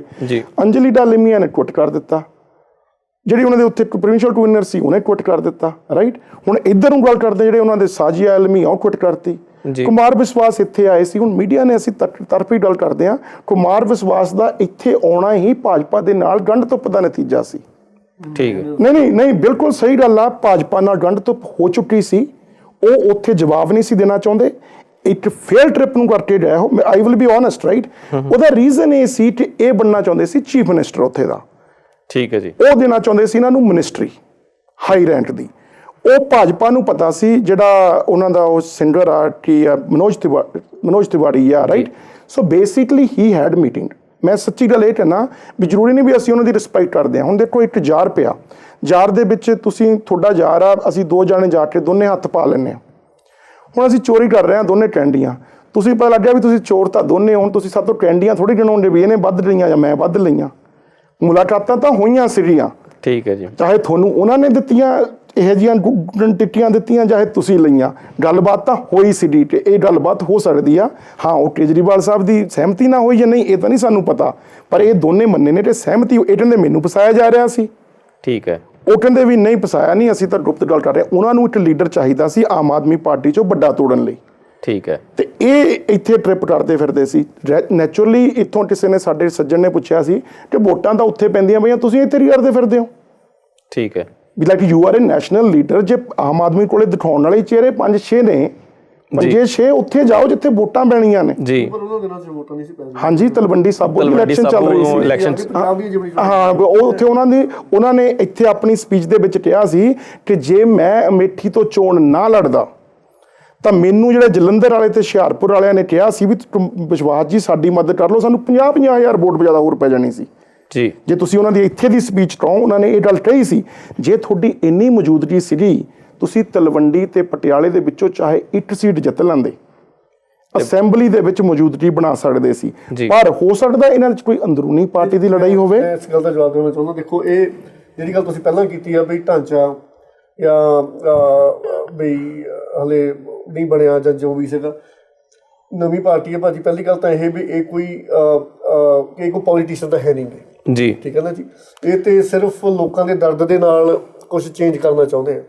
ਇਹ ਪਾਰਟੀਆਂ ਨੂੰ ਵੇਖੋਗੇ 40 ਸਾਲ ਹੋ ਗਏ, ਕਿਸੇ ਨੂੰ 50 ਸਾਲ ਹੋ ਗਏ, 100 ਸਾਲ ਹੋ ਗਏ, ਇਹਨਾਂ ਦੀਆਂ ਸਾਰਾ ਕੁਛ ਇਹਨਾਂ ਦਾ ਚੱਲ ਰਿਹਾ, ਠੀਕ ਹੈ। ਵੀ ਇਹ ਦਿੱਲੀ ਛੱਡਣ ਵਿੱਚ ਲੋਕਾਂ ਨੂੰ ਲੱਗਾ ਕਿ ਗਲਤੀ ਕੀਤੀ ਆ ਔਰ ਇਹਨੀ ਗਲਤੀ ਮੰਨੀ ਵੀ ਹੈ।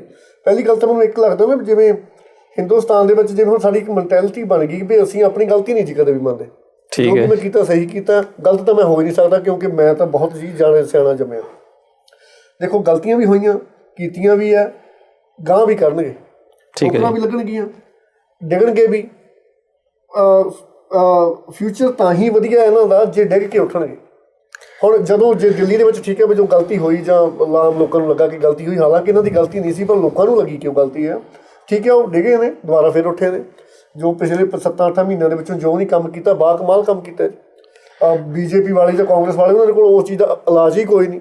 ਜੇ ਮੋਦੀ ਲਹਿਰ ਦੇ ਉੱਤੇ ਉਹਨਾਂ ਨੂੰ ਇੰਨਾ ਹੀ ਫਖਰ ਸੀਗਾ ਤੇ ਉਹਨੀ ਤਾਂ ਨਾਲ ਹੀ ਵੋਟਾਂ ਕਰਵਾ ਲੈਣੀਆਂ ਸੀਗੀਆਂ ਦਿੱਲੀ ਦੇ ਵਿੱਚ।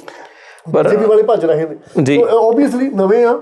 ਉਹਦੇ ਵਿੱਚ ਦੇਖੋ, ਸਾਡੀ ਆਦਤ ਹਰੇਕ ਦੀ ਇਹ ਬਣ ਗਈ ਹੈ ਵੀ ਜਿਹੜੀ ਕੋਈ ਨਵਾਂ ਕੋਈ ਵੈਗਨ ਛੇਤੀ ਚੱਲਦੀ, ਅਸੀਂ ਫਟਾਫਟ ਚੜ੍ਹ ਕੇ। ਨਹੀਂ, ਉਹ ਗੱਲ ਨਹੀਂ। ਦੇਖੋ, ਗੱਲ ਇਹ ਆ, ਅਸੀਂ ਅੱਜ ਦੇ ਟੌਪਿਕ ਉਹ ਤੋਂ ਥੋੜਾ ਦੂਰ ਜਾ ਰਹੇ ਹਾਂ। ਦੇਖੋ, ਗੱਲ ਮੇਰਾ ਕਹਿਣ ਦਾ ਮਤਲਬ ਇਹ ਆ ਵੀ ਜਿਵੇਂ ਫਰਜ਼ ਕਰ ਲਓ ਵੀ ਜਿਹੜਾ ਰਜੀਆ ਫਸਟ ਗੁੰਡੋਂ ਮੇ, ਹਾਂਜੀ, ਠੀਕ ਆ। ਜਿਵੇਂ ਅੰਨਾ ਹਜ਼ਾਰੇ ਨੂੰ ਭਾਜਪਾ ਨੇ ਬੇਵਕੂਫ ਬਣਾਇਆ ਪਹਿਲਾਂ ਜੀ, ਠੀਕ ਆ। ਉਹਨਾਂ ਨੇ ਅੰਨਾ ਹਜ਼ਾਰੇ ਦਾ ਏਜੰਡਾ ਹੁੰਦਾ ਸੀ ਕਿ ਵੀ ਬਲੈਕ ਮਨੀ ਬਾਹਰੋਂ ਲੈ ਕੇ ਆਓ, ਕਰਪਸ਼ਨ ਦਾ ਗਿਰੋ। ਹੁਣ ਬਲੈਕ ਮਨੀ ਬਾਰੇ ਗੱਲ ਕਰਦੇ ਹਾਂ ਵੀ ਜੇਤਲੀ ਸਾਹਿਬ ਤੇ ਉਦੋਂ ਜਦੋਂ ਸਪੋਰਟ ਮੰਗਦੇ ਹੁੰਦੇ ਸੀ ਭਾਜਪਾ ਦੀ ਤਾਂ ਉਹ ਕਹਿੰਦੇ ਹੁੰਦੇ ਸੀ ਵੀ ਜੇ ਸਾਡੇ ਕੋਲੇ ਗਵਰਨਮੈਂਟ ਬਣਾਉਂਦੇ ਆ ਸਾਡੇ ਕੋਲੇ ਨਾਂ ਆਉਂਦੇ ਆ ਅਸੀਂ ਲੋਕਾਂ ਨੂੰ ਡਿਸਕਲੋਜ਼ ਕਰ ਦਾਂਗੇ। ਹਾਂਜੀ ਬਾਈ ਦੀ ਵੇ ਅੱਜ ਦੀ ਹੀ ਲੇਟੈਸਟ ਨਿਊਜ਼ ਆ ਕਿ ਇਹਨਾਂ ਦਾ ਸਵਿਟਜ਼ਰਲੈਂਡ ਦੇ ਵਿੱਚ ਵਫਦ ਗਿਆ ਸੀ ਇੱਕ ਸੈਕਟਰੀ ਦੀ ਹੱਦ ਵਿੱਚ। ਸਵਿਟਜ਼ਰਲੈਂਡ ਨੇ ਕਿਹਾ ਕਿ ਅਸੀਂ ਤੁਹਾਡੀ ਮਦਦ ਕਰ ਦਿੰਦੇ ਹਾਂ, we will disclose your name, ਜਿਹੜੇ ਨੇਮ ਡਿਸਕਲੋਜ਼ ਅਸੀਂ ਕਰ ਦਾਂਗੇ। ਹਾਂਜੀ ਤੇ ਜੇਤਲੀ ਸਾਹਿਬ ਆ ਕੇ ਬਿਆਨ ਦਿੰਦੇ ਪਏ ਨੇ ਕਿ ਉਹਨਾਂ ਨੇ ਤਾਂ ਸਾਨੂੰ ਨਾਮ ਡਿਸਕਲੋਜ਼ ਕਰ ਦੇਣੇ ਨੇ ਪਰ ਸਾਡਾ ਉਹਨਾਂ ਦੇ ਨਾਲ ਇਹ ਜਿਹੜਾ ਟ੍ਰੇਡ ਜਾਂ ਟੈਕਸੇਸ਼ਨ ਸਟਰਕਚਰ ਦੇ ਵਿੱਚ ਸਮਝੌਤਾ ਉਸ ਦੇ ਅਨੁਸਾਰ ਅਸੀਂ ਤਾਂ ਤੁਹਾਨੂੰ ਨਾਂ ਦੱਸ ਹੀ ਨਹੀਂ ਸਕਦੇ। ਅੱਛਾ ਜੀ। ਤੇ ਬਾਬਾ ਰਾਮਦੇਵ ਉਹ ਕਹਿੰਦੇ ਨੇ ਵੀ ਇਸ ਇਸ਼ੂ ਨੂੰ ਛੱਡ ਕੇ ਜਿਹਦੇ ਬਾਅਦ ਉਦੋਂ ਬਾਅਦ ਜਿਹੜਾ ਮਰਜ਼ੀ ਗੱਲ ਕਰ ਲਓ। ਅੱਛਾ ਸੋ ਟੈਕਨੀਕਲੀ ਜਿਹੜੇ 22-25 ਜੋ ਵੀ ਨੇਮ ਨੇ ਉਹਨਾਂ ਦੇ ਵਿੱਚੋਂ ਅੱਧੇ ਇਹਨਾਂ ਦੇ ਹੋਣੇ ਅੱਧੇ ਉਹਨਾਂ ਦੇ ਹੋਣੇ ਨੇ। ਬਿਲਕੁਲ ਸਭ ਨੂੰ ਵਧੀਆ ਵੀ ਉਹਨੂੰ ਕੋਟਾਂ ਦੇ ਸਹਾਰੇ ਲੈਣ ਦਾ ਹੋ ਜਾਵੇ। ਦੂਜੀ ਗੱਲ ਆ ਹਰੇਕ ਪਾਰਟੀ 'ਚ ਚੰਗੇ ਤੇ ਮਾੜੇ ਬੰਦੇ ਹੁੰਦੇ ਨੇ ਜਿਹੜੇ ਜਿਵੇਂ ਅੰਨਾ ਹਜ਼ਾਰੇ ਦੀ ਵੇਵ ਨੂੰ ਕਿਸੇ ਨੇ ਤੋੜਿਆ, ਚਾਹੇ ਭਾਜਪਾ ਨੇ ਚਾਹੇ ਕਾਂਗਰਸ ਨੇ। ਕੇਜਰੀਵਾਲ ਸਾਹਿਬ ਤੇ ਉਹਨਾਂ ਦਾ ਇੱਕ ਤਰ੍ਹਾਂ ਦੇ 2 ਗਰੁੱਪ ਬਣੇ ਰਾਈਟ। 2 ਗਰੁੱਪ ਬਣ ਗਏ। ਉਦੋਂ ਬਾਅਦ ਜਦੋਂ ਇਹ ਆਏ ਇਹਨਾਂ ਦੇ 6 ਗਰੁੱਪ। ਹੁਣ ਇਹਨਾਂ ਦੇ ਵਿੱਚੋਂ ਜਿਵੇਂ ਸੰਜੇ ਸਿੰਘ ਸੀਗਾ ਰਾਈਟ, ਭਾਸ਼ ਭੂਸ਼ਣ ਗਰੁੱਪ ਸੀਗਾ, ਮਨੀਸ਼ ਸਿਸੋਦੀਆ ਸੀਗਾ ਰਾਈਟ। ਉਹ ਗਰੁੱਪ ਦੇ ਨਾਲ ਜਦੋਂ ਉਹਨਾਂ ਨੇ ਪਤਾ ਨਹੀਂ ਤਾਂ ਕੁਮਾਰ ਵਿਸ਼ਵਾਸ ਨਾਲ ਚਾਲ ਖੇਡੀ, ਪਤਾ ਨਹੀਂ ਇਹਨੂੰ ਫਸਾਇਆ ਆਪੇ। ਕਿਉਂਕਿ ਮੈਂ ਆਪ ਜਿਵੇਂ ਨਿਊਟਰਲ ਵੇ ਨਾਲ ਗੱਲ ਕਰਦਾ I like him actually he is a good sportsman in this. ਪਰ ਉਹ ਕੀ ਹੋਇਆ ਵੀ ਮੈਨੂੰ ਆਪ ਕੁਮਾਰ ਵਿਸ਼ਵਾਸ ਨੇ ਗੱਲ ਕਹੀ ਸੀਗੀ ਕਿ ਮੈਨੂੰ ਤਾਂ ਦੱਸਿਆ ਹੀ ਨਹੀਂ ਸੀ, ਮੇਰਾ ਨਾਂ ਐਵੇਂ ਅਨਾਉਂਸ ਕਰਤਾ ਅਮੇਠੀ ਚੋਂ। ਠੀਕ ਹੈ ਜੀ। ਕਿਉਂਕਿ ਉਹਦੇ ਵਿੱਚ ਮੈਂ ਇਹ ਕਹਿਣਾ ਚਾਹੁੰਦਾ ਕਿ ਦੇਖੋ ਯਾ ਕੁਮਾਰ ਹੁਣੀ ਉਹ ਸ਼ਾਇਰ ਨੇ ਤੇ ਕਲਾਕਾਰ ਬੰਦੇ ਨੇ, ਉਹ ਪੋਲਿਟਿਕਸ ਵਿੱਚ ਉਹਨਾਂ ਦਾ ਇੰਟਰਸਟ ਨਹੀਂ ਸੀਗਾ ਕਹਿਣ ਦਾ ਮਤਲਬ। ਉਹ ਸਿਰਫ ਕਿਉਂਕਿ ਉਹ ਸਟਾਰ ਕਰਕੇ ਉਹਨੂੰ ਪੁਸ਼ ਕੀਤਾ ਗਿਆ ਕਿ ਤੁਸੀਂ ਪੋਲਿਟਿਕਸ ਵਿੱਚ ਜਾਓ ਔਰ ਰਾਹੁਲ ਗਾਂਧੀ ਦੇ ਖਿਲਾਫ ਲੜੋ ਔਰ ਯਾਨੀ it might be a push ਹੈ ਨਾ। ਪਰ ਉਦੋਂ ਬਾਅਦ ਜੇ ਹੁਣ ਕੱਲ ਨੂੰ ਭਾਜਪਾ ਕਹਿੰਦੀ ਆ, ਕੁਮਾਰ ਵਿਸ਼ਵਾਸ ਕਹਿੰਦੇ ਸੀ ਮੈਂ ਤਾਂ ਘਰ ਲੈ ਲਿਆ ਮੈਂ ਉੱਥੇ ਰਹੂੰਗਾ, ਇਲੈਕਸ਼ਨ ਤਾਂ 5 ਸਾਲ ਬਾਅਦ ਫੇਰ ਆ ਜਾਣੇ ਨੇ। ਜੇ ਕੱਲ ਨੂੰ ਨਾ ਲੜੇ ਫਿਰ ਉਹ, ਹਾਲਾਂਕਿ ਉਹ ਓਪਨਲੀ ਕਹੀ ਜਾ ਰਿਹਾ ਮੈਂ ਤਾਂ ਲੜਨਾ ਹੀ ਨਹੀਂ ਕਿ I am not into this right. So basically ਹੁਣ ਅਮੇਠੀ ਦੇ ਲੋਕਾਂ ਲਈ ਇਹ ਕੁਐਸਚਨ ਜ਼ਰੂਰ ਹੋਊਗਾ, ਵੋਟਾਂ ਤਾਂ ਅਸੀਂ ਤੁਹਾਨੂੰ ਨਹੀਂ ਪਾਈਆਂ ਪਰ were you saying those right things. So Kejriwal ਸਾਹਿਬ ਨੂੰ ਇਹ ਕੇਅਰਫੁਲ ਰਹਿਣਾ ਪਊਗਾ ਕਿ ਜਿਹੜਾ ਉਹਨਾਂ ਦੇ ਸਰਕਲ ਅਰਾਊਂਡ ਹੈ ਨਾ ਕਾਫੀ ਪ੍ਰੋਫੈਸ਼ਨਲ ਗਰੁੱਪ ਜੁੜੇ ਹੋਏ ਨੇ, ਉਹਨਾਂ ਲੋਕਾਂ ਨੂੰ ਉੱਠਣ ਨਹੀਂ ਦਿੱਤਾ ਗਿਆ ਇਹ ਗਰੁੱਪ ਦੇ ਵਿੱਚ। ਇਹ ਸੱਚੀ ਗੱਲ ਆ ਕਿਉਂਕਿ ਕਈ ਜਿਵੇਂ ਤੁਹਾਨੂੰ ਡੈਕਨ 에ਅਰਵੇਜ਼ ਦੇ ਸੀਗੇ right chairman, he was part of it, ਉਹ ਚਲੇ ਗਏ। ਪੰਜਾਬ ਦੀ ਗੱਲ ਕਰ ਲੈਂਦੇ ਹਾਂ, ਸ਼ਸ਼ੀ ਕਾਂਤ ਜੀ ਨੂੰ ਕਦੇ ਹਜੇ ਪੈਰ ਨਹੀਂ ਲੱਗਣ ਦਿੱਤੇ ਅੱਜ ਤੱਕ ਜੀ। ਉਹ ਆਈਜੀ ਰਹੇ ਨੇ, ਹਾਲਾਂਕਿ ਉਹਨਾਂ ਦੇ ਆਮ ਆਦਮੀ ਪਾਰਟੀ ਦੇ ਨਾਲ ਜੁੜੇ ਰਹੇ ਨੇ, ਉਹਨਾਂ ਨੂੰ ਅਜੇ ਤੱਕ ਪੈਰ ਨਹੀਂ ਲੱਗਣ ਦਿੱਤੇ। ਅੱਛਾ ਦੂਜੀ ਗੱਲ ਅਸੀਂ ਗੱਲ ਕਰਦੇ ਹਾਂ, ਅਸੀਂ ਸਪੋਰਟ ਕਰਦੇ ਹਾਂ ਆਮ ਆਦਮੀ ਪਾਰਟੀ ਨੂੰ 4 ਸੀਟਾਂ ਮਿਲੀਆਂ ਨੇ ਗੋਡਾ। ਪਰ ਜਦੋਂ ਅਸੀਂ ਕਈ ਵਾਰ ਜਿਵੇਂ ਸਾਡੀ ਕੋਈ ਆਰਗੇਨਾਈਜੇਸ਼ਨ ਜਾਂ ਲੀਡਰਸ਼ਿਪ ਨਾ ਹੋਵੇ, ਸਾਡੇ ਜਿਹੜੇ ਚੰਗੇ ਕੰਮ ਨੇ ਉਹਨਾਂ ਨੂੰ ਲੋਕਾਂ ਨੇ ਦੱਬ ਦੇਣੇ ਨੇ, ਮਾੜੇ ਲੈ ਕੇ ਆਉਣੇ ਪੈਣੇ ਨੇ। ਸੋ ਜੇ ਮਾੜਾ ਇੱਕ ਵੀ ਕੀਤਾ ਹੋਇਆ 100 ਚ ਲੋਕਾਂ ਨੇ ਤਾਂ ਕਹਿਣਾ ਹੀ ਆ, ਉਹ ਦੂਜੀਆਂ ਪਾਰਟੀਆਂ ਨੇ ਤਾਂ ਤੁਹਾਨੂੰ ਥੱਲੇ ਲਾਉਣਾ ਹੀ ਆ। ਭਾਜੀ ਨੇ ਗੱਲ ਕੀਤੀ ਸੀ ਪੰਜਾਬ ਨੂੰ ਬਿਹਾਰ ਬਣਾਤਾ ਜੀ। ਪੰਜਾਬ ਦੇ ਵਿੱਚ ਸੱਚੀ ਗੱਲ ਇਹ ਆ, ਕੁਝ ਮੀਡੀਆ ਇਹ ਐਡਵਰਟਾਈਜ਼ ਕਰ ਰਿਹਾ ਕਿ ਜੇ ਭਗਵੰਤ ਮਾਨ ਇਦਾਂ ਹੀ ਬੋਲਦਾ ਰਿਹਾ ਤੇ ਸਾਡੇ ਕੋਲੇ ਵੀ ਇੱਕ ਲੱਲੂ ਪ੍ਰਸ਼ਾਦ ਯਾਦਵ ਪੰਜਾਬ ਦਾ ਪੈਦਾ ਹੋ ਚੁੱਕਿਆ। ਠੀਕ ਹੈ ਜੀ। ਐਜ਼ ਏ ਕਲਾਕਾਰ ਜਿਹੜੀਆਂ ਉਹ ਗੱਲਾਂ ਕਰ ਰਹੇ ਨੇ, I think people like it, ਕਿਉਂ ਆਪਣੇ ਦਿਲ ਤੋਂ ਬੋਲ ਰਹੇ ਨੇ। ਪਰ ਜੇ ਲੋਕ ਉਹਨਾਂ ਨੂੰ ਚੁਟਕਲਿਆਂ ਦੇ ਵਿੱਚ ਲੈਣ ਲੱਗ ਗਏ ਤਾਂ ਲੱਲੂ ਪ੍ਰਸ਼ਾਦ ਦਾ ਵੀ I think he is famous for that too right. So basically they need a serious leader. Phoolka ਸਾਹਿਬ ਹੈਗੇ ਨੇ ਹਾਂਜੀ, Chhotepur, I think he is doing a good job right. ਪਰ ਉਸ ਨੂੰ ਬਣਾਏ ਰੱਖਣ ਦੇ ਵਿੱਚ ਇਹਨਾਂ ਨੂੰ ਆਪਣੀਆਂ ਜਿਹੜੀਆਂ ਜ਼ਿੰਮੇਵਾਰੀਆਂ ਨੇ ਉਹਨਾਂ ਨੂੰ ਬਲਾਕ ਪੱਧਰ ਤੇ, ਜ਼ਿਲ੍ਹਾ ਪੱਧਰ ਤੇ, ਤਹਿਸੀਲ ਪੱਧਰ ਤੇ, ਪਿੰਡ ਜਾ ਕੇ ਵੰਡਣੀਆਂ ਪੈਣਗੀਆਂ। ਜੇ ਨਹੀਂ ਵੰਡਦੇ 5-6 ਦਾ ਗਰੁੱਪ ਹੁੰਦਾ ਤੇ ਉਧਰੋਂ ਨਵਜੋਤ ਸਿੰਘ ਸਿੱਧੂ ਦੀ ਸੱਚੀ ਲਹਿਰ ਬਣ ਜਾਂਦੀ ਆ। ਸਭ ਤੋਂ ਵੱਡਾ ਨੁਕਸਾਨ ਆਮ ਆਦਮੀ ਪਾਰਟੀ ਨੂੰ ਹੋਣਾ ਉਹਦਾ ਜੀ। ਤੁਸੀਂ ਨਵਜੋਤ ਸਿੰਘ ਸਿੱਧੂ ਦੀ ਗੱਲ ਕੀਤੀ, ਇੱਕ ਟਾਈਮ ਦੇ ਉੱਤੇ ਆ ਕੇ ਜਦੋਂ ਪਿਛਲੀਆਂ ਚੋਣਾਂ ਦੀ ਅਸੀਂ ਦੁਬਾਰਾ ਚੱਲ ਜਾਂਦੇ ਉੱਧਰ ਨੂੰ ਥੋੜ੍ਹਾ ਜਿਹਾ, ਤੇ ਇੱਕ ਟਾਈਮ ਤੇ ਆ ਕੇ ਇਹ ਵੀ ਲੱਗਦਾ ਪਿਆ ਸੀ ਕਿ ਨਵਜੋਤ ਸਿੰਘ ਸਿੱਧੂ ਆਮ ਆਦਮੀ ਪਾਰਟੀ ਵੱਲੋਂ ਵੀ ਖੜਾ ਹੋ ਸਕਦਾ ਜਦੋਂ ਉਹਨਾਂ ਨੂੰ ਅੰਮ੍ਰਿਤਸਰ ਤੋਂ ਚੋਣ ਲੜਨ ਤੋਂ ਉਹਨਾਂ ਨੂੰ ਮਨਾ ਕਰ ਦਿੱਤਾ ਗਿਆ ਸੀ ਕਿ ਤੁਹਾਨੂੰ ਅਸੀਂ ਇੱਥੋਂ ਟਿਕਟ ਨਹੀਂ ਦੇਣੀ। ਤੇ ਉਹ ਜਿਹੜਾ ਇੱਕ ਸੀਗਾ, ਬਾਅਦ ਵਿੱਚ ਤਾਂ ਖੈਰ ਸਾਰੀਆਂ ਗੱਲਾਂ ਸਾਹਮਣੇ ਆ ਹੀ ਗਈਆਂ, ਪਰ ਤੁਹਾਨੂੰ ਲੱਗਦਾ ਹੈ ਕਿ ਆਮ ਆਦਮੀ ਪਾਰਟੀ ਵੱਲੋਂ ਜਾਂ ਨਵਜੋਤ ਸਿੰਘ ਸਿੱਧੂ ਵੱਲੋਂ ਕਿਸੇ ਤਰੀਕੇ ਨਾਲ ਅਪਰੋਚ ਕੀਤਾ ਗਿਆ ਹੋਊਗਾ ਇੱਕ ਦੂਜੇ ਨੂੰ? ਦੇਖੋ ਕਈ ਪਹਿਲੀ ਗੱਲ ਹੈ, ਹੁਣ ਪਤਾ ਨਹੀਂ ਕੀਤਾ ਗਿਆ ਜਾਂ ਨਹੀਂ, ਕਿਉਂਕਿ ਸਿਰਫ ਇਹੀ ਲੱਗਦਾ ਸੀਗਾ ਵੀ ਉਹ ਵੀ ਇਸੇ ਕਰਕੇ ਲੱਗਦਾ ਸੀਗਾ ਕਿਉਂਕਿ ਨਵਜੋਤ ਸਿੱਧੂ ਇਮਾਨਦਾਰ ਬੰਦਾ ਜੀ। ਲੱਗਦਾ ਸੀਗਾ ਕਿ ਜੇ ਇਹਨੂੰ ਨਹੀਂ ਭਾਜਪਾ ਨੇ ਅਕਾਲੀਆਂ ਦੇ ਕਰਕੇ ਜਾਂ ਉਹਨਾਂ ਤੋਂ ਝੁੱਕ ਕੇ ਇਹਦੀ ਵਿਚਾਰੇ ਦੀ ਬੇਇੱਜ਼ਤੀ ਕੀਤੀ ਹੈ ਤੇ ਵੀ ਸ਼ਾਇਦ ਚਾਂਸ ਸੀਗੇ ਵੀ ਲੋਕਾਂ ਨੂੰ ਲੱਗਦਾ ਸੀਗਾ ਵੀ ਕਿਆਸ ਰਾਈਆਂ ਵੀ ਸ਼ਾਇਦ ਇਹ ਆਮ ਆਦਮੀ ਪਾਰਟੀ ਦੇ ਵਿੱਚ ਆਵੇ। ਠੀਕ ਹੈ ਜੀ। ਨਹੀਂ, ਅਪਰੋਚ ਕੀਤਾ ਗਿਆ ਸੀ ਚਾਹੇ ਨਵਜੋਤ ਸਿੱਧੂ ਨੇ ਕੀਤਾ ਹੋਵੇ ਚਾਹੇ ਇਹਨਾਂ ਨੇ ਕੀਤਾ ਹੋਇਆ ਨਿਊਜ਼ ਸੀਗੀ ਨਿਊਜ਼ ਇਹ ਸੀ ਤੇ ਫਰਜ਼ ਵੀ ਬਣਦੇ ਨੇ ਕਿ Navjot Singh Sidhu could be a very good candidate for Aam Aadmi Party ਉਹ ਹੋ ਸਕਦੇ ਸੀ ਪਰ ਰੌਲਾ ਇਹ ਆ ਵੀ ਜਿੱਥੇ ਤੁਹਾਡੀਆਂ ਜੜ੍ਹਾਂ ਕਿੱਥੇ ਜੁੜੀਆਂ ਹੋਈਆਂ ਨੇ ਜਿੱਥੇ ਰੋਜ਼ ਜੇਟਲੀ ਦਾ ਸਿਰ ਤੇ ਹੱਥ ਫਿਰਦਾ ਹੋਵੇ ਉਹ ਬੰਦੇ ਨੂੰ ਉਹ ਪਾਰਟੀ 'ਚ ਕੱਢਣਾ ਬੜਾ ਔਖਾ ਰਾਈਟ ਹਾਂ ਜੇ ਦੇਖਿਆ ਵੀ ਗੱਲ ਚੱਲਦੀ ਸੀ ਮੈਂ ਬਿਲਕੁਲ ਸਹਿਮਤ ਹਾਂ ਕਿਉਂ ਨਹੀਂ ਚੱਲਦੀ ਸੀ ਕਿਉਂਕਿ ਜਦੋਂ ਡਾਕਟਰ ਦਲਜੀਤ ਸਿੰਘ ਨੂੰ ਉੱਥੇ ਉਹਨਾਂ ਨੇ ਆਪਦਾ ਉਮੀਦਵਾਰ ਘੋਸ਼ਿਤ ਕੀਤਾ ਡਾਕਟਰ ਦਲਜੀਤ ਸਿੰਘ ਤੋਂ like he is 84 year old person ਹਾਂਜੀ so they could have a better candidate there right ਨਾ ਜਿਹੜਾ ਕੋਈ ਨੌਜਵਾਨ ਜਾਂ ਹੋਵੇ ਹੋ ਸਕਦਾ ਆਮ ਆਦਮੀ ਪਾਰਟੀ ਦੇ ਲਈ ਉਹ ਇੱਕ ਚੰਗੀ ਗੱਲ ਹੁੰਦੀ ਜੇ ਸਿੱਧੂ ਸਾਹਿਬ ਉਦੋਂ ਆਉਂਦੇ ਕਿਉਂਕਿ ਇੱਕ ਤਿਰਕੋਣਾ ਮੁਕਾਬਲਾ ਹੋ ਜਾਣਾ ਸੀ ਠੀਕ ਹੈ ਜੀ ਤਿਰਕੋਣੇ ਮੁਕਾਬਲੇ ਦੇ ਵਿੱਚੋਂ ਆਮ ਆਦਮੀ ਪਾਰਟੀ ਦੇ ਲਈ ਆਈ ਥਿੰਕ ਗੁੱਡ ਨਿਊਜ਼ ਹੁੰਦੀ ਪਰ ਜ਼ਰੂਰ ਆ ਵੀ ਜੇਤਲੀ ਸਾਹਿਬ ਨੇ ਇਹਦੇ ਵਿੱਚ ਕੋਈ ਭੂਮਿਕਾ ਕੋਈ ਵਾਅਦਾ ਕੋਈ ਕੁਛ ਕੀਤਾ ਹੋਊਗਾ ਕਿਉਂਕਿ ਹਾਲਤ ਸਿੱਧੂ ਸਾਹਿਬ ਦੀ ਇਹ ਸੀ ਕਿ ਇਲੈਕਸ਼ਨਾਂ ਹੋ ਰਹੀਆਂ ਆਪਦੇ ਏਰੀਏ ਦੇ ਵਿੱਚ ਨਹੀਂ ਸੀ ਬੜੇ ਉਦੋਂ ਜੀ ਸੋ ਹੁਣ ਅਸੀਂ ਵਾਪਸ ਆਪਣੇ ਟੌਪਿਕ 'ਤੇ ਆ ਜਾਈਏ ਅਸੀਂ ਸਾਰੇ ਪਾਸੇ ਘੁੰਮ ਲਏ ਆ ਅਸੀਂ ਸਾਊਥ ਵੱਲ ਨੂੰ ਜਾ ਆਏ ਹਾਂ ਅਸੀਂ ਹੁਣ ਪੰਜਾਬ ਦੇ ਵਿੱਚ ਕਿਉਂਕਿ ਹਰਿਆਣਾ ਦੀ ਇਲੈਕਸ਼ਨ ਦਾ ਅਸਰ ਜਿਹੜਾ ਪੰਜਾਬ 'ਤੇ ਡੈਫੀਨੇਟਲੀ ਸਾਨੂੰ ਆਉਣ ਵਾਲੇ ਸਾਲਾਂ 'ਚ ਦੇਖਣ ਨੂੰ ਉਹ ਮਿਲਣਾ ਹੀ ਮਿਲਣਾ ਹੈ ਇਹ ਗੱਲ ਦੀ ਸਾਰੇ ਹੀ ਇਹ ਗੱਲ ਕਹਿ ਰਹੇ ਆ ਅਤੇ ਜੇ ਅਸੀਂ ਹੁਣ ਗੱਲ ਕਰੀਏ ਮਹਾਰਾਸ਼ਟਰ ਦੀ ਮਹਾਰਾਸ਼ਟਰ ਦੇ ਮੈਂ ਜਿੰਨੇ ਵੀ ਐਗਜ਼ਿਟ ਪੋਲ ਦੇਖਦਾ ਪਿਆ ਜੀ ਤਕਰੀਬਨ ਸਾਰਿਆਂ ਦੇ ਵਿੱਚ ਜੇ 5 ਇਹ ਐਗਜ਼ਿਟ ਪੋਲ ਆ ਜੀ 5 ਦੇ ਵਿੱਚੋਂ 3 ਨੇ ਤਾਂ ਇਹੀ ਗੱਲ ਕਹਿਤੀ ਹੈ ਕਿ ਭਾਜਪਾ ਜਿਹੜੀ ਆ ਉਹ ਸਾਫ਼ ਬਹੁਮਤ ਲੈ ਕੇ ਜਾਊਗੀ ਪਰ ਜਿਹੜੇ 2 ਹੈਗੇ ਆ ਉਹ ਕਹਿੰਦੇ ਵੀ ਸਿਰਫ 19-21 ਦਾ ਫਰਕ ਰਹੂਗਾ ਅਤੇ ਸ਼ਿਵ ਸੈਨਾ ਜਿਹੜੀ ਆ ਉਹ ਵੱਧ ਤੋਂ ਵੱਧ ਜਿਹੜੀਆਂ 77 ਸੀਟਾਂ ਜਿਹੜਾ ABP ਨਿਊਜ਼ ਵੱਲੋਂ ਹੋਇਆ ਆ ਇਹ ਸਰਵੇ ਉਹਦੇ ਉੱਤੇ ਕਿਹਾ ਵੀ 77 ਸੀਟਾਂ ਜਿਹੜੀਆਂ ਆ ਸ਼ਿਵ ਸੈਨਾ ਲੈ ਕੇ ਜਾ ਸਕਦੀ ਆ ਸੋ BJP ਦੀ ਲਹਿਰ ਜਿਹੜੀ ਆ ਕਿਉਂਕਿ ਜੇ ਅਸੀਂ ਗਵਾਂਢੀ ਦੇਖ ਲਈਏ ਉਹਨਾਂ ਦੇ ਗੁਜਰਾਤ ਆ ਅਤੇ ਗੁਜਰਾਤ ਦੇ ਵਿੱਚ ਤਾਂ BJP ਦੀ ਲਹਿਰ ਪੂਰੀ ਚੱਲੀ ਆ ਸੋ ਉਹਦਾ ਅਸਰ ਹੁਣ ਮਹਾਰਾਸ਼ਟਰ ਦੇ ਵਿੱਚ ਪੂਰਾ ਦੇਖਣ ਨੂੰ ਮਿਲਿਆ ਆ ਸ਼ਿਵ ਸੈਨਾ ਇੱਥੇ ਬਿਲਕੁਲ ਇੱਕ ਆਪੋਜੀਸ਼ਨ ਦੇ ਵਿੱਚ ਆ ਕੇ ਬੈਠਣ ਵਾਲਾ ਕੰਮ ਹੋ ਗਿਆ ਜੇ ਅਸੀਂ ਕਾਂਗਰਸ ਦੀ ਗੱਲ ਕਰੀਏ ਤਾਂ ਉਹ ਵੀ 20-22 ਸੀਟਾਂ ਲੈ ਕੇ ਐਗਜ਼ਿਟ ਪੋਲ ਦੇ ਅਨੁਸਾਰ ਇਹ ਆંકੜੇ ਹੈਗੇ ਆ ਹੁਣ 19 ਤਰੀਕ ਨੂੰ ਰਿਜ਼ਲਟ ਆਉਣਾ ਆ ਅਤੇ ਉਹਦੇ ਵਿੱਚ ਸਾਰਿਆਂ ਨੂੰ ਇਹੀ ਉਮੀਦਾਂ ਆ ਕਿ ਜਿਹੜੀਆਂ BJP ਆ ਉਹ ਬਹੁਮਤ ਦੇ ਵਿੱਚ ਆਵੇ ਬਹੁਤ ਘੱਟ ਚਾਂਸਿਸ ਜਿਸ ਤਰ੍ਹਾਂ ਆਪੋਜੀਸ਼ਨ ਦੀ ਗੱਲ ਚੱਲਦੀ ਪਈ ਸੀਗੀ ਕਿ ਹਰਿਆਣਾ ਦੇ ਵਿੱਚ ਜੋ ਹਾਲ ਹੋ ਸਕਦਾ ਹੈ ਜੇ BJP ਨੂੰ ਕਲੀਅਰ ਬਹੁਮਤ ਨਹੀਂ ਮਿਲਦਾ ਤਾਂ ਕਿ ਆਪੋਜੀਸ਼ਨ ਲੱਭਣੀ ਮੁਸ਼ਕਿਲ ਹੋ ਜਾਣੀ ਆ ਉਹ ਤੁਹਾਨੂੰ ਲੱਗਦਾ ਕਿ ਇਹ ਮਹਾਰਾਸ਼ਟਰ ਦੇ ਵਿੱਚ ਵੀ ਕੁਛ ਇੱਦਾਂ ਦਾ ਹੈ ਜੇ ਆਹ ਆંકੜਿਆਂ ਦੇ ਹਿਸਾਬ ਨਾਲ ਦੇਖੀਏ ਤਾਂ ਅਸੀਂ ਦੇਖੋ ਮਹਾਰਾਸ਼ਟਰ ਹਰਿਆਣੇ ਦੇ ਨਾਲੋਂ ਥੋੜ੍ਹਾ ਜਿਹਾ ਡਿਫਰੈਂਟ ਆ ਉਹਦਾ ਰੀਜ਼ਨ ਇਹ ਆ ਕਿ ਜੇ ਹਰਿਆਣੇ ਦੇ ਵਿੱਚ ਕੋਈ ਡਿਵੈਲਪਮੈਂਟ ਹੋਈ ਹੈ ਕਿਉਂਕਿ ਉਹ ਦਿੱਲੀ ਦੇ ਨਾਲ ਆ ਰਾਈਟ ਗੁੜਗਾਉਂ ਬਣੀ ਉੱਧਰ ਡਿਵੈਲਪਮੈਂਟ ਹੋਈ ਆ ਪਰ ਜਿਹੜਾ ਮਹਾਰਾਸ਼ਟਰ ਆ ਬਿਕੋਜ਼ ਆਫ ਬੰਬੇ ਉਹ ਇਕਨੋਮਿਕ ਹੱਬ ਆ ਜੀ ਜਿੰਨੀਆਂ ਡੋਨੇਸ਼ਨ ਇੱਥੋਂ ਪੋਲੀਟੀਕਲ ਪਾਰਟੀ ਨੂੰ ਉੱਥੋਂ ਮਿਲਦੀਆਂ ਨੇ ਉਹਦੀਆਂ ਮੇਰਾ ਆਲਮੋਸਟ ਅੱਧੀ ਤੋਂ ਵੱਧ ਉਸ ਸ਼ਹਿਰ 'ਚੋਂ ਹੀ ਮਿਲ ਜਾਂਦੀਆਂ ਨੇ ਜਿੰਨੀਆਂ ਆਲ ਓਵਰ ਇੰਡੀਆ ਤੋਂ ਮਿਲਦੀਆਂ ਨੇ ਕੋਈ ਵੀ ਪੋਲੀਟੀਕਲ ਪਾਰਟੀ ਉੱਥੇ ਆਪਣੀ ਹੋਂਦ ਰੱਖਣਾ ਚਾਹੁੰਦੀ ਆ ਕਿਉਂਕਿ ਉੱਥੋਂ ਦੀਆਂ ਡੋਨੇਸ਼ਨਸ ਉੱਥੋਂ ਦੇ ਬਿਜ਼ਨਸਮੈਨ ਉਹਨਾਂ ਦੇ ਨਾਲ ਰਿਲੇਸ਼ਨ ਰੱਖਣਾ ਹੁੰਦਾ BJP ਦਾ ਜਿਹੜਾ ਮਕਸਦ ਸੀਗਾ BJP ਨੂੰ ਐਕਚੁਅਲੀ ਫੁੱਟ ਪਈ ਦਿੰਦੀ ਸੀ ਰਾਈਟ ਹੈ ਨਾ BJP ਨੂੰ ਜੇ ਦੇਖੋ ਸ਼ਿਵ ਸੈਨਾ ਪਹਿਲਾਂ ਵੀ ਆਪੋਜੀਸ਼ਨ ਸੀਗੀ ਐਤਕੀ ਵੀ ਆਪੋਜੀਸ਼ਨ 'ਚ ਰਹਿ ਸਕਦੀ ਆ ਬੇਸਿਕਲੀ ਨਥਿੰਗ ਵਿਲ ਚੇਂਜ ਹੈ ਨਾ ਠੀਕ ਹੈ ਜੀ ਜੇ BJP ਮੈਜੋਰਟੀ ਤੋਂ ਘੱਟ ਰਹਿ ਜਾਂਦੀ ਆ BJP ਕੋਲੇ ਐਕਚੁਅਲੀ ਬੜੇ ਤੀਰ ਖੇਡਣ ਨੂੰ ਨੇ ਉੱਥੇ ਕਿਉਂਕਿ ਜਿਹੜੀ MNS ਦੇ ਰਾਜ ਠਾਕਰੇ ਨੇ ਹੋ ਸਕਦਾ ਉਹ ਵੀ 10 ਸੀਟਾਂ ਲੈ ਜਾਣ ਰਾਈਟ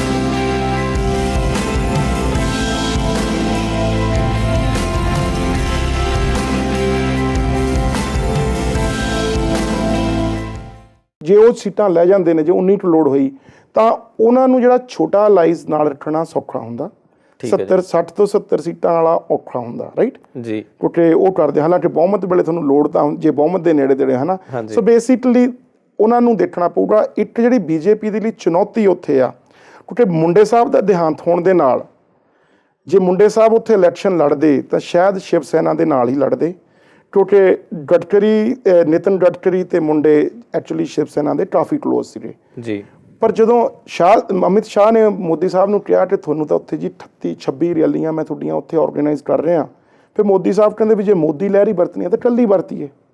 ਠੀਕ ਹੈ। ਹੁਣ ਮੁੰਡੇ ਸਾਹਿਬ ਦੀ ਜਿਹੜੀ ਬੇਟੀ ਹੈਗੀ ਆ, ਹਾਂਜੀ, ਜਾਂ ਤਾਂ ਉਹ ਚੀਫ ਮਿਨਿਸਟਰ ਬਣੂਗੀ ਜਾਂ ਉਹਨਾਂ ਦੇ ਜਿਹੜੇ 2-3 ਸੀਨੀਅਰ ਲੀਡਰ ਨੇ, ਮੇਰਾ ਖਿਆਲ ਆ ਉਹਦੇ ਵਿੱਚ ਥੋੜ੍ਹਾ ਜਿਹਾ ਤਰਕਾਵ ਆ ਸਕਦਾ। ਉਸ ਵੇਲੇ ਉਹਨਾਂ ਨੂੰ ਇੱਕ ਸੈਂਟਰ ਦੇ ਵਿੱਚ ਇੱਕ ਆਵਾਜ਼ ਚਾਹੀਦੀ ਆ ਮੋਦੀ ਸਾਹਿਬ ਦੀ, ਉਹਨਾਂ ਨੂੰ ਵੀ ਕੰਟਰੋਲ ਕਰਨ ਦੇ ਲਈ, ਕਿਉਂਕਿ they don't have a chief minister candidate yet, ਹੈ ਨਾ। ਸ਼ਿਵ ਸੈਨਾ ਨੇ ਉਧਮ ਠਾਕਰੇ ਨੂੰ ਡਿਕਲੇਅਰ ਕੀਤਾ ਹੋਇਆ, ਇਹਨਾਂ ਨੇ ਚੌਹਾਨ ਸਾਹਿਬ ਹੋ ਗਏ ਜਾਂ ਉਧਰੋਂ ਅਜੀਤ ਪਵਾਰ ਹੋ ਗਏ NCP ਦੇ, right. So they can play the game. ਪਰ ਤੁਹਾਡੀ ਗੱਲ ਬਿਲਕੁਲ ਸਹੀ ਆ ਵੀ ਜੇ ਸ਼ਿਵ ਸੈਨਾ ਓਪੋਜੀਸ਼ਨ ਬਣਨ ਲਈ ਤਿਆਰ ਹੀ ਨਹੀਂ ਹੁੰਦੀ, ਉਹ ਨਾ BJP ਸਪੋਰਟ ਮੰਗੇ ਪਰ ਉਹੀ ਸਪੋਰਟ ਕਰੀ ਜਾਵੇ, ਤਾਂ ਫਿਰ ਉੱਥੇ ਓਪੋਜੀਸ਼ਨ ਕੌਣ ਬਣੂਗਾ ਜੀ। ਲਾਈਕ ਇਟਸ ਅ ਪੋਸੀਬਿਲਿਟੀ ਦੋ। ਪਰ ਤੁਹਾਨੂੰ ਲੱਗਦਾ ਕਿ ਮੇਰੇ ਜਿਸ ਜੋ ਆંકੜਿਆਂ ਦੇ ਹਿਸਾਬ ਨਾਲ ਦੇਖੀਏ ਤੇ BJP ਦੀ ਪੂਰੀ ਇੱਥੇ ਹੈਗੀ ਆ, ਪੂਰੀ ਲਹਿਰ ਚੱਲਦੀ ਪਈ ਆ ਤੇ ਮੈਜੋਰਿਟੀ ਵੀ ਆ ਸਕਦੀ ਆ। ਤੇ ਜੇ ਅਸੀਂ ਹੁਣ ਓਪੋਜੀਸ਼ਨ ਦੀ ਗੱਲ ਕਰੀਏ, ਓਪੋਜੀਸ਼ਨ ਦੇ ਵਿੱਚ ਮੇਨ ਸ਼ਿਵ ਸੈਨਾ ਆ ਰਹੀ ਆ, ਕਾਂਗਰਸ ਤੇ NCP ਦੋਨਾਂ ਦੀਆਂ ਜੇ ਅਸੀਂ ਮਿਲਾ ਕੇ ਵੀ ਦੇਖੀਏ ਤਾਂ 70 ਕੁ ਸੀਟਾਂ ਬਣਦੀਆਂ ਪਈਆਂ ਆ ਸਾਰੇ ਆંકੜਿਆਂ ਦੇ ਵਿੱਚ। ਤੇ ਫਿਰ ਵੀ ਉਹ ਜਿਹੜੀ ਆ ਸ਼ਿਵ ਸੈਨਾ ਤੋਂ ਘੱਟ ਆ ਇਹ ਆંકੜਾ ਵੀ। ਦੇਖੋ ਇੱਕ ਜਿਹੜਾ ਸੀਨਰੀਓ ਹੋ ਸਕਦਾ, ਜਾਣੀ ਜਿਹੜਾ ਕਿ ਬਿਲਕੁਲ ਆਊਟ ਆਫ ਦੀ ਵੇ ਹੋ ਸਕਦਾ ਵੀ, ਦੇਖੋ ਪੋਲੀਟਿਕਸ ਦੇ ਵਿੱਚ ਕੋਈ ਨਹੀਂ, ਇਹਦੇ 'ਚ ਕੋਈ ਕੁਛ ਵੀ ਹੋ ਸਕਦਾ ਹੈ ਨਾ। ਜੀ। ਜੇ BJP ਕੁਛ ਨੰਬਰ ਟੱਚ ਨਾ ਕਰ ਸਕੀ, ਹਾਂਜੀ, ਰੌਲਾ 145 ਸੀਟਾਂ ਦਾ, ਰਾਈਟ। ਹਾਂਜੀ। ਹੁਣ 145 ਤੋਂ ਥੋੜ੍ਹਾ ਜਿਹਾ ਥੱਲੇ ਰਹਿ ਜਾਂਦੀ ਆ, ਇਹ ਵੀ ਕੋਈ ਪਤਾ ਨਹੀਂ ਵੀ ਕਾਂਗਰਸ NCP ਤੇ ਸ਼ਿਵ ਸੈਨਾ ਕੋਈ ਗੱਠਜੋੜ ਨਾ ਕਰ ਲਵੇ। ਹਾਲਾਂਕਿ ਚਾਂਸ ਬਹੁਤ ਘੱਟ ਨੇ, ਪਰ BJP ਨੂੰ ਸਬਕ ਸਿਖਾਉਣ ਦੇ ਲਈ ਠੀਕ ਹੈ ਜਿਹੜੀ ਉਹ ਉਧਰੋਂ ਸ਼ਿਵ ਸੈਨਾ ਨੂੰ ਨਾਲ ਲੈ ਕੇ ਆ ਸਕਦੇ ਨੇ। ਕਹਿਣਗੇ ਵੀ ਕੋਈ ਵੀ ਤੁਹਾਡੀ ਤਾਂ ਬੇਇੱਜ਼ਤੀ ਕੀਤੀ। ਐਕਚੁਅਲੀ ਸ਼ਿਵ ਸੈਨਾ ਤਾਂ ਹਜੇ ਤੱਕ ਕਹਿ ਰਹੀ ਹੈ ਵੀ ਸਾਡੀ ਇਹਨਾਂ ਨੇ ਬੇਇੱਜ਼ਤੀ ਕੀਤੀ ਆ, ਪਿੱਠ ਤੇ ਛੁਰਾ ਮਾਰਿਆ ਇਹਨਾਂ ਨੇ। ਹਾਂਜੀ। ਹਰਿਆਣਾ 'ਚ BJP ਕਹਿ ਰਹੀ ਆ ਅਕਾਲੀਆਂ ਨੇ ਸਾਡੀ ਪਿੱਠ ਤੇ ਛੁਰਾ ਮਾਰਿਆ। ਠੀਕ ਹੈ ਜੀ। ਪਰ ਮਹਾਰਾਸ਼ਟਰ 'ਚ ਸਥਿਤੀ ਆਪੋਜ਼ਿਟ ਆ, ਜਿਹੜੀ ਰੀਜਨਲ ਪਾਰਟੀ ਆ ਉਹ ਕਹਿ ਰਹੀ ਆ ਸਾਡੀ ਪੁੱਟ ਤੇ ਛੁਰਾ ਮਾਰਿਆ, ਰਾਈਟ। ਸੋ ਬੇਸਿਕਲੀ ਪਰ ਕੋਈ ਉਹਦੀ ਸੰਭਾਵਨਾ ਬਹੁਤ ਹੀ ਘੱਟ ਆ ਵੀ ਸ਼ਿਵ ਸੈਨਾ ਕਦੇ ਕਾਂਗਰਸ ਦੇ ਨਾਲ ਜੜੂਗੀ। ਪਰ ਪੋਲੀਟਿਕਸ ਦੇ ਵਿੱਚ ਕੁਛ ਕਿਹਾ ਨਹੀਂ ਜਾ ਸਕਦਾ। ਜਿਵੇਂ ਤੁਸੀਂ ਕਿਹਾ ਵੀ ਉਹਨਾਂ ਦੀਆਂ ਸੀਟਾਂ ਮਿਲ ਕੇ 70 ਉਹ ਬਣਦੀਆਂ ਨੇ ਤੇ 60-70 ਸ਼ਿਵ ਸੈਨਾ ਦੀਆਂ ਬਣਦੀਆਂ ਨੇ। ਜੇ ਉਹਨਾਂ ਨੂੰ ਜੋੜੀਏ ਤਾਂ ਉਹ 140-45 ਦੇ ਆંકੜੇ ਦੇ ਨੇੜੇ ਪਹੁੰਚ ਜਾਂਦੇ ਨੇ, ਰਾਈਟ। BJP ਨੂੰ ਰੋਕਣ ਦੇ ਲਈ ਉਹ ਕੁਛ ਇਹੋ ਜਿਹੀ ਕਰ ਸਕਦੇ ਨੇ, ਪਰ ਉਹਦੀ ਸੰਭਾਵਨਾ ਘੱਟ ਆ। ਸੋ ਮੇਰੀ ਪ੍ਰੈਡਿਕਸ਼ਨ ਇਹ ਹੈ, ਚਾਹੇ ਪੋਲ ਜੋ ਮਰਜ਼ੀ ਕਹਿੰਦੇ ਹੋਵਾਂ, ਮੈਨੂੰ ਲੱਗਦਾ ਵੀ ਮਹਾਰਾਸ਼ਟਰ ਦੇ ਵਿੱਚ ਐਬਸੋਲੂਟ ਮੈਜੋਰਟੀ BJP ਦੀ, ਐਬਸੋਲੂਟ ਮੈਜੋਰਟੀ ਹਰਿਆਣੇ ਦੇ ਵਿੱਚ। ਬਿਲਕੁਲ ਇਹਨਾਂ ਨੂੰ ਲੋੜ ਨਹੀਂ ਪੈਣੀ 45 ਸੀਟਾਂ ਤੋਂ ਵੱਧ ਲੈਣਗੇ ਇੱਥੇ ਵੀ, ਰਾਈਟ। ਕਿਉਂਕਿ ਉਹਦੇ ਵਿੱਚ ਰੀਜ਼ਨ ਇਹ ਆ ਵੀ ਜਿਹੜੀਆਂ ਦੂਜੀਆਂ ਪਾਰਟੀਆਂ ਨੇ, ਜੇ ਤਾਂ INLD ਸਟਰੋਂਗ ਰਹਿੰਦੀ ਆ ਫਿਰ ਤਾਂ ਵੋਟਾਂ ਕੱਟ ਸਕਦੀ ਆ, ਪਰ ਜੇ ਨਾ ਕੱਟੀ ਤਾਂ ਕਾਂਗਰਸ ਤੋਂ ਤਾਂ ਵੋਟਾਂ ਕੱਟੀਆਂ ਨਹੀਂ ਜਾਣੀਆਂ, ਨਾ ਹਰਿਆਣੇ 'ਚ ਨਾ ਮਹਾਰਾਸ਼ਟਰ 'ਚ। ਨਹੀਂ, ਡੈਫੀਨੇਟਲੀ ਜੇ ਤੁਸੀਂ ਹਰਿਆਣੇ 'ਚ ਗੱਲ ਕੀਤੀ ਸੀ ਵੀ ਸਿੱਖ ਜਿੰਨੀ ਵੀ ਵੋਟ ਹੈਗੀ ਆ ਉਹ ਤਾਂ ਡਿਵਾਈਡ ਹੋ ਹੀ ਚੁੱਕੀ ਆ, ਉਹਦੇ ਵਿੱਚ ਕੋਈ ਦੋ ਰਾਏ ਨਹੀਂ ਹੈਗੀ। ਸੋ ਇੱਥੇ BJP ਨੂੰ ਬਹੁਤ ਜ਼ਿਆਦਾ ਫਾਇਦਾ ਹਰਿਆਣਾ 'ਚ ਜਿਹੜਾ ਹੈਗਾ ਆ ਉਹਦਾ ਫਾਇਦਾ ਹੀ ਹੋਣਾ ਆ, ਨੁਕਸਾਨ ਇਹਦਾ ਕੋਈ ਨਹੀਂ ਹੈਗਾ। ਤੇ ਜੇ ਅਸੀਂ ਮਹਾਰਾਸ਼ਟਰ ਦੀ ਗੱਲ ਕਰੀਏ ਤਾਂ ਸ਼ਿਵ ਸੈਨਾ ਦੀ ਜਿਹੜੀ ਵੋਟ ਆ ਉਹ ਵੀ ਕਾਫੀ ਹੱਦ ਤੱਕ ਦੋ ਪਾਸੜ ਹੋ ਹੀ ਚੁੱਕੀ ਹੈ, ਕਿਉਂਕਿ ਉਹਨਾਂ ਦੇ ਪਹਿਲਾਂ ਹੀ 2 ਧਿਰ ਬਣ ਚੁੱਕੇ ਹੋਏ ਆ। ਸੋ ਇੱਥੇ ਜਿਹੜਾ ਫਾਇਦਾ ਉਹ BJP ਦੇ ਪੱਖ ਦੇ ਵਿੱਚ ਹੀ ਜਾ ਰਿਹਾ ਆ ਦੋਨੋਂ ਜਗ੍ਹਾ ਦੇ ਉੱਤੇ। BJP ਲਈ ਦੇਖੋ ਸਥਿਤੀ ਵੀ ਅਨੁਕੂਲ ਆ ਨਾ, BJP ਦੀ ਸਥਿਤੀ ਅਨੁਕੂਲ, ਸੈਂਟਰ ਦੇ ਵਿੱਚ ਗੌਰਮੈਂਟ ਵੇਵ ਉਹਨਾਂ ਦੀ ਬਣੀ ਹੋਈ, ਰਾਈਟ ਜੀ। ਸੋ ਬੇਸਿਕਲੀ ਉਹਨਾਂ ਨੇ ਉਹਨਾਂ ਨੇ ਕੁਝ ਪ੍ਰੂਵ ਵੀ ਕੀਤਾ ਹੋਇਆ ਐਕਚੁਅਲੀ, ਰਾਈਟ ਜੀ। BJP ਨੂੰ ਕਿਸੇ ਨੇ ਪ੍ਰੋਡਕਟ ਨਹੀਂ ਕੀਤੀਆਂ ਸੀ ਕਿ UP ਦੇ ਵਿੱਚੋਂ ਇੰਨੀਆਂ ਸੀਟਾਂ ਲੈ ਜਾਣਗੇ, ਰਾਈਟ। ਹਾਂ, ਹਾਲਾਂਕਿ ਉਸ ਤੋਂ ਬਾਅਦ ਬਾਈ ਇਲੈਕਸ਼ਨਸ ਹੋਈਆਂ ਜਿਹਦੇ ਵਿੱਚ BJP ਨੂੰ ਕੋਈ ਸਕਸੈਸ ਨਹੀਂ ਮਿਲੀ, ਜਿਹਦੇ 'ਚੋਂ ਮੋਦੀ ਸਾਹਿਬ ਬਿਲਕੁਲ ਬਾਹਰ ਰਹੇ। ਉਹਨਾਂ ਨੇ ਕੀ ਕੀਤਾ, ਉਹਨਾਂ ਨੇ ਕਿਹਾ ਵੀ ਮੈਂ ਤਾਂ ਇਹ ਉਹਦੀਆਂ ਬਾਈ ਇਲੈਕਸ਼ਨਸ ਹੋ ਰਹੀਆਂ ਨੇ ਤੇ ਉਹਦੇ ਵਿੱਚੋਂ ਕਰਨਾਟਕਾ, ਬਿਹਾਰ ਤੇ UP 'ਚ, ਈਵਨ ਗੁਜਰਾਤ ਦੇ ਵਿੱਚੋਂ ਕਾਂਗਰਸ ਨੇ 3 ਸੀਟਾਂ ਜਿੱਤੀਆਂ। ਠੀਕ ਹੈ। ਸੋ ਉਸ ਦਾ ਮੇਰੇ ਖਿਆਲ ਅਮਿਤ ਸ਼ਾਹ ਕਨਵਿੰਸ ਕਰਾਉਣ ਦੇ ਵਿੱਚ ਇਹਨਾਂ ਨੂੰ ਕਾਮਯਾਬ ਰਹੇ ਕਿ ਵੇਵ ਤੁਹਾਡੀ ਚੱਲ ਰਹੀ ਆ, ਤੁਹਾਨੂੰ ਲਿਜਾ ਕੇ ਅਸੀਂ ਰੀਜਨਲ ਪਾਰਟੀਆਂ ਦੀ ਸਪੋਰਟ ਨਹੀਂ ਲਵਾਂਗੇ। ਜੇ ਲੈਣੀ ਵੀ ਪਈ ਤਾਂ ਇਹਨਾਂ ਨੂੰ ਸਪੋਰਟ ਦੇਣ ਤੋਂ ਬਿਨਾਂ ਹੋਰ ਇਹਨਾਂ ਕੋਲ ਕੁਝ ਹੈ ਵੀ ਨਹੀਂ। ਠੀਕ ਹੈ ਜੀ। ਯਾਨੀ ਪਹਿਲਾਂ ਸਪੋਰਟ ਨਾ ਲਈਏ, ਬਾਅਦ 'ਚ ਸਪੋਰਟ ਲਵਾਂਗੇ। ਇੱਕ ਵਾਰੀ ਆਪਦੀ ਵੇਵ ਦਾ ਜਾਦੂ ਜ਼ਰੂਰ ਚਲਾ ਕੇ ਦੇਖ ਲਈਏ। ਅੱਛਾ, ਤੇ ਦੂਜੀ ਗੱਲ ਇੱਕ ਹੋਰ ਦੱਸਣਾ ਚਾਹੂੰਗਾ, ਆਮ ਆਦਮੀ ਪਾਰਟੀ ਦੇ ਇਲੈਕਸ਼ਨ ਨਾ ਲੜਨ ਕਾਰਨ BJP ਵੀ ਕਾਫੀ ਕੌਨਫੀਡੈਂਟ ਆ। ਠੀਕ ਹੈ। ਕਿਉਂਕਿ ਉਹਨਾਂ ਦਾ ਸਿੱਧਾ ਮੁਕਾਬਲਾ ਜੇ ਆਮ ਆਦਮੀ ਇਹਨਾਂ ਦੇ ਵਿੱਚ ਹੁੰਦੀ ਇਹਨਾਂ ਨੂੰ ਸਾਰਿਆਂ ਨੂੰ ਭਾਜੜਾਂ ਤਾਂ ਪਈਆਂ ਹੋਣੀਆਂ ਸੀ ਸੀਟ ਉਹਨਾਂ ਇੱਥੇ ਵੀ ਵੋਟਾਂ ਡਿਵਾਈਡ ਹੋਣੀਆਂ ਸੀ ਜਾਂ ਵੋਟਾਂ ਵੀ ਤਾਂ ਵੀ ਵੈਸੇ ਜਦੋਂ ਤੁਸੀਂ ਮਿਰੇਕਲ ਕਰਦੇ ਹੋ ਦਿੱਲੀ ਦੇ ਵਿੱਚ ਜਿਵੇਂ ਹੋਇਆ ਸੀ ਰੀਜਨਲ ਦੇ ਵਿੱਚ you can still expect it can happen Haryana can happen in Maharashtra too so ਇਹਨਾਂ ਨੂੰ ਡਰ ਰਹਿਣਾ ਸੀ ਤੇ ਇੰਨੀ ਜਿੰਨੀ ਕੌਨਫੀਡੈਂਸ ਦੇ ਨਾਲ ਬੀਜੇਪੀ ਚੱਲ ਰਹੀ ਆ ਸ਼ਾਇਦ ਨਾ ਚੱਲਦੀ ਜੀ ਡੈਫੀਨੇਟਲੀ ਇਹ ਤਾਂ ਅਸੀਂ ਗੱਲ ਕਹਿ ਸਕਦੇ ਹਾਂ ਅਵਤਾਰ ਜੀ ਤੁਹਾਨੂੰ ਕੀ ਲੱਗਦਾ ਇਹਦੇ ਬਾਰੇ ਕਿ ਇਹ ਸਟੈਪ ਦੇ ਨਾਲ ਹਰਿਆਣੇ ਤੇ ਅਸਰ ਹੋ ਸਕਦਾ ਸੀ ਬਿਲਕੁਲ ਜੀ ਜਿਵੇਂ ਆਪਾਂ ਪਹਿਲਾਂ ਵੀ ਗੱਲ ਕੀਤੀ ਆ ਵੀ ਉਹਦਾ ਪੋਜ਼ਿਟਿਵ ਵੀ ਰਿਜ਼ਲਟ ਪ੍ਰੈਡਿਕਟ ਕੀਤਾ ਜਾ ਸਕਦਾ ਸੀਗਾ ਤੇ ਨੈਗੇਟਿਵ ਵੀ ਕੀਤਾ ਜਾ ਸਕਦਾ ਤੇ ਚਲੋ ਹੁਣ ਜਦੋਂ ਲਾੜੀ ਨਹੀਂ ਲੈ so there is not much to say ਪਰ ਇਹ ਜ਼ਰੂਰ ਹੈ ਕਿ ਜੀ ਜਦੋਂ ਮੋਟਾ ਜਿਹਾ ਜਿਹੜਾ ਸਿਨੈਰੀਓ ਹੈ ਕਿ ਜੇ ਪਾਰਟੀ ਦਿੱਲੀ ਤੋਂ ਜਿੱਤਦੀ ਹੈ ਤੇ ਉਸ ਤੋਂ ਬਾਅਦ ਪੰਜਾਬ ਦੇ ਵਿੱਚ ਜਿੱਤਦੇ ਨੇ ਤੇ ਸ਼ੁਰੂਆਤ ਤੇ ਇੱਕ ਸਟੇਟ ਤੋਂ ਹੀ ਹੋ ਜਾਏ ਬਹੁਤ ਚੰਗੀ ਹੈ ਜੀ ਤੇ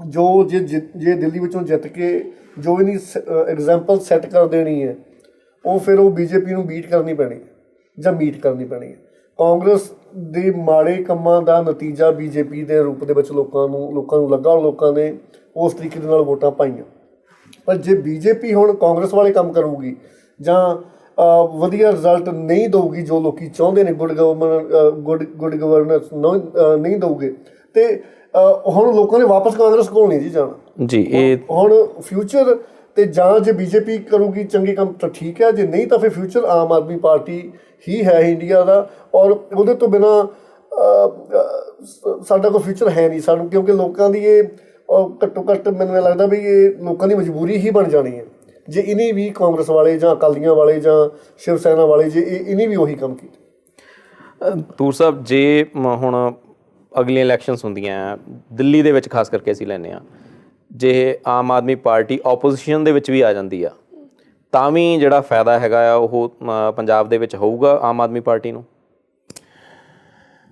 ਓਪੋਜੀਸ਼ਨ ਦੇਖੋ ਐਕਚੁਅਲੀ ਪਾਰਟੀ ਦੀ ਜਿਹੜੀ ਹੋਂਦ ਆ ਉਹ ਜ਼ਰੂਰੀ ਨਹੀਂ ਹੁੰਦਾ ਵੀ ਤੁਸੀਂ ਗਵਰਨਮੈਂਟ 'ਚ ਹੋਵੋ ਚਾਹੇ ਓਪੋਜੀਸ਼ਨ 'ਚ ਹੋਵੋ as long as you are a strong party ਹੈ ਨਾ ਯਾਨੀ ਉਹਦਾ ਕਹਿਣ ਦਾ ਮਤਲਬ ਹੁਣ ਰੌਲਾ ਇਹ ਹੁੰਦਾ ਵੀ ਜਦੋਂ ਕੋਈ ਨਵੀਂ ਪਾਰਟੀ ਹੁੰਦੀ ਹੈ ਨਾ ਉਹਦੇ ਨਾਲ ਜੁੜਨ ਵਾਲਿਆਂ ਦੀ ਬਹੁਤ ਗਿਣਤੀ ਹੁੰਦੀ ਆ ਜਾਂ ਤਾਂ ਦੂਜੀਆਂ ਪਾਰਟੀਆਂ 'ਚੋਂ ਕੱਢੇ ਹੁੰਦੇ ਨੇ ਜਾਂ ਨਵੀਂ ਪੋਲਿਟਿਕਸ ਦੇ ਹੁੰਦੇ ਨੇ ਹੈ ਨਾ ਹਾਂਜੀ ਜਦੋਂ ਤੁਸੀਂ ਗਵਰਨਮੈਂਟ ਬਣਾਉਂਦੇ ਹੋ ਤਾਂ ਤੁਹਾਨੂੰ ਸਾਰੇ ਉਹਦੇ ਨਾਲ ਲੱਗ ਜਾਂਦੇ ਨੇ ਠੀਕ ਹੈ ਜਦੋਂ ਤੁਸੀਂ ਆਪੋਜੀਸ਼ਨ 'ਚ ਜਾਂਦੇ ਹੋ ਤਾਂ ਫਿਰ ਤੁਹਾਨੂੰ ਛੱਡਣ ਵਾਲਾ ਕੰਮ ਵੀ ਹੋ ਜਾਂਦਾ ਇਹ ਨੁਕਸਾਨ ਵਿਦਨ ਪਾਰਟੀ ਹੁੰਦਾ ਪਹਿਲਾ ਨੁਕਸਾਨ ਠੀਕ ਹੈ ਜੀ Aam Aadmi Party as a opposition party ਵੀ ਇੱਕ ਵਧੀਆ ਰੋਲ ਪੈਦਾ ਕਰ ਸਕਦੀ ਆ ਇਹ ਜ਼ਰੂਰੀ ਨਹੀਂ ਵੀ ਉਹ ਗਵਰਨਮੈਂਟ 'ਚ ਹੀ ਬੈਠੇ ਕਿਉਂਕਿ ਜਦੋਂ ਜੇ ਆਪੋਜੀਸ਼ਨ ਸਟਰੋਂਗ ਹੋਵੇ ਤਾਂ ਗਵਰਨਮੈਂਟ ਆਪੇ ਆਪ ਠੀਕ ਰਹਿੰਦੀ ਆ ਜੇ ਆਮ ਆਦਮੀ ਪਾਰਟੀ ਹੋਂਦ ਦੇ ਵਿੱਚ ਆਹੀ ਆ ਤਾਂ ਹੀ ਚਾਹੇ ਕਾਂਗਰਸ ਹੋਵੇ ਚਾਹੇ ਭਾਜਪਾ ਹੋਵੇ ਉਹਨਾਂ ਨੇ ਵੀ ਆਪਦਾ ਐਕਟ ਥੋੜ੍ਹਾ ਜਿਹਾ ਚੇਂਜ ਕੀਤਾ ਧਾਂਦਲੀਆਂ ਵੱਡੀਆਂ ਹੋ ਰਹੀਆਂ ਸੀ ਹੁਣ ਘੱਟੋ ਘੱਟ ਦੇ ਆਰ ਕੇਅਰਫੁਲ ਰਾਈਟ ਓਡੀਆਂ ਵੱਡੀਆਂ ਧਾਂਦਲੀਆਂ ਨਹੀਂ ਦੇਸ਼ ਲਈ ਤਾਂ ਆਮ ਆਦਮੀ ਪਾਰਟੀ ਨੇ ਇੱਕ ਚੰਗਾ ਕੰਮ ਕੀਤਾ ਰਾਈਟ ਠੀਕ ਹੈ ਹੁਣ ਜੇ ਦਿੱਲੀ ਦੇ ਇਲੈਕਸ਼ਨ ਹੁੰਦੇ ਆ ਦਿੱਲੀ ਦੇ ਇਲੈਕਸ਼ਨ ਭਾਜਪਾ ਦੇ ਲਈ ਜਿੱਤਨੇ ਕਾਫੀ ਔਖੇ ਹੋਣਗੇ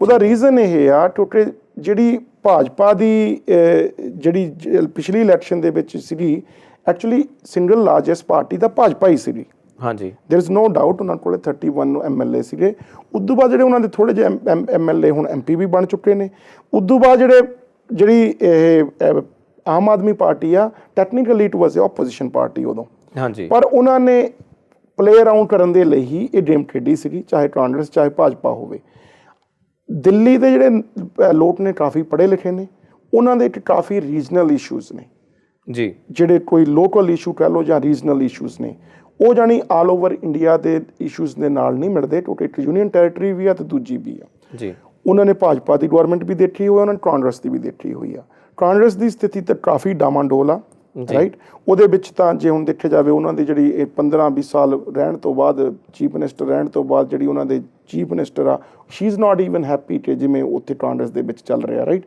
ਸੋ ਮੇਰੇ ਖਿਆਲ ਦੇ ਵਿੱਚ ਜੇ ਇਲੈਕਸ਼ਨ ਥੋੜ੍ਹੇ ਜਿਹੇ ਟਾਈਮ ਦੇ ਵਿੱਚ ਹੁੰਦੇ ਨੇ ਤਾਂ ਉੱਥੇ ਮੋਦੀ ਵੇਵ ਦਾ ਜਾਦੂ ਚੱਲਣਾ ਬੜਾ ਔਖਾ ਉਹਦੇ ਵਿੱਚੋਂ ਸ਼ਾਇਦ ਅਮਿਤ ਸ਼ਾਹ ਥੋੜ੍ਹਾ ਜਿਹਾ ਪਰੇ ਰਹਿਣ ਕਿਉਂਕਿ ਉਹਨਾਂ ਦੀ ਇੱਕ ਸੋਲਿਡ ਅਪਰੋਚ ਬਣ ਚੁੱਕੀ ਹੈ ਕਿ ਉਹ ਜਾ ਕੇ ਕੋਈ ਇਹੋ ਜਿਹਾ ਜਾਦੂ ਚਲਾਉਂਦੇ ਨੇ ਜਿਹਦੇ ਨਾਲ ਬਣ ਜਾਣ ਕਿਉਂਕਿ ਇਮੇਜ ਬਣੀ ਹੋਈ ਹੈ ਉਹਨਾਂ ਦੀ ਤੇ ਉਹ ਇਮੇਜ ਟੁੱਟਣ ਦਾ ਉਹਨਾਂ ਨੂੰ ਡਰ ਵੀ ਹੈਗਾ ਚੰਗੀ ਤੇ ਨਹੀਂ ਬਣੀ ਇਮੇਜ ਤੇ ਖੈਰ ਫਿਰਕਾ ਪ੍ਰਸਤੀ ਵਾਲੀ ਹੋਈ ਹੈ ਜੀ ਕਿਤੇ ਨਾ ਕਿਤੇ ਜਾ ਕੇ ਕੁਝ ਇਦਾਂ ਦਾ ਕੋਈ ਦੰਗੇ ਵਾਲਾ ਕੁਝ ਕਰ ਦਿੰਦੇ ਤੇ ਉਹਦਾ ਫਾਇਦਾ ਹਿੰਦੂ ਵੋਟਿੰਗ ਦੇ ਵਿੱਚ ਉਹ ਆਪਣੇ ਆਪ ਨੂੰ ਲੈ ਜਾਂਦੇ ਨੇ ਗੇਮ ਤਾਂ ਸਿਰਫ ਉਹਨਾਂ ਦੀ ਇਹੀ ਹੈ ਤੇ ਪਰ ਬਿਲਕੁਲ ਜਿਵੇਂ ਨਹੀਂ ਕਿਹਾ ਜੇ ਦਿੱਲੀ ਦੇ ਵਿੱਚ ਇਹ ਚਾਂਸਸ ਤਾਂ ਇਹੀ ਨੇ ਕਿ ਬਈ ਆਮ ਆਦਮੀ ਪਾਰਟੀ ਵਾਲੇ ਹੀ ਜਿੱਤਣ ਪਰ ਜੇ ਨਹੀਂ ਵੀ ਜਿੱਤਦੇ ਬਾਈ ਚਾਂਸ ਆਪੋਜੀਸ਼ਨ ਇਹਨਾਂ ਦੀ ਆਉਣੀ ਹੈ ਤੇ ਜੇ ਆਪੋਜੀਸ਼ਨ ਆਉਂਦੀ ਹੈ ਤੇ ਜੋ ਕੰਮ ਜਿੱਦਾਂ ਹੁਣ MP ਪੰਜਾਬ ਦੇ ਵਿੱਚ ਕਰ ਰਹੇ ਨੇ ਉਹੀ ਇਹ ਉੱਥੇ ਕਰਨਗੇ। ਤੇ ਨਾਲੇ ਇਹਦੇ ਵਿੱਚ ਇੱਕ ਹੋਏਗਾ ਨਾ ਕਿ ਹੁਣ ਜਿਵੇਂ ਫੋਰ ਐਗਜ਼ਾਮਪਲ ਜਿਵੇਂ ਹੁਣ ਇਹਨਾਂ ਦੇ 28 MLA ਨੇ ਉੱਥੇ, ਹਾਂਜੀ,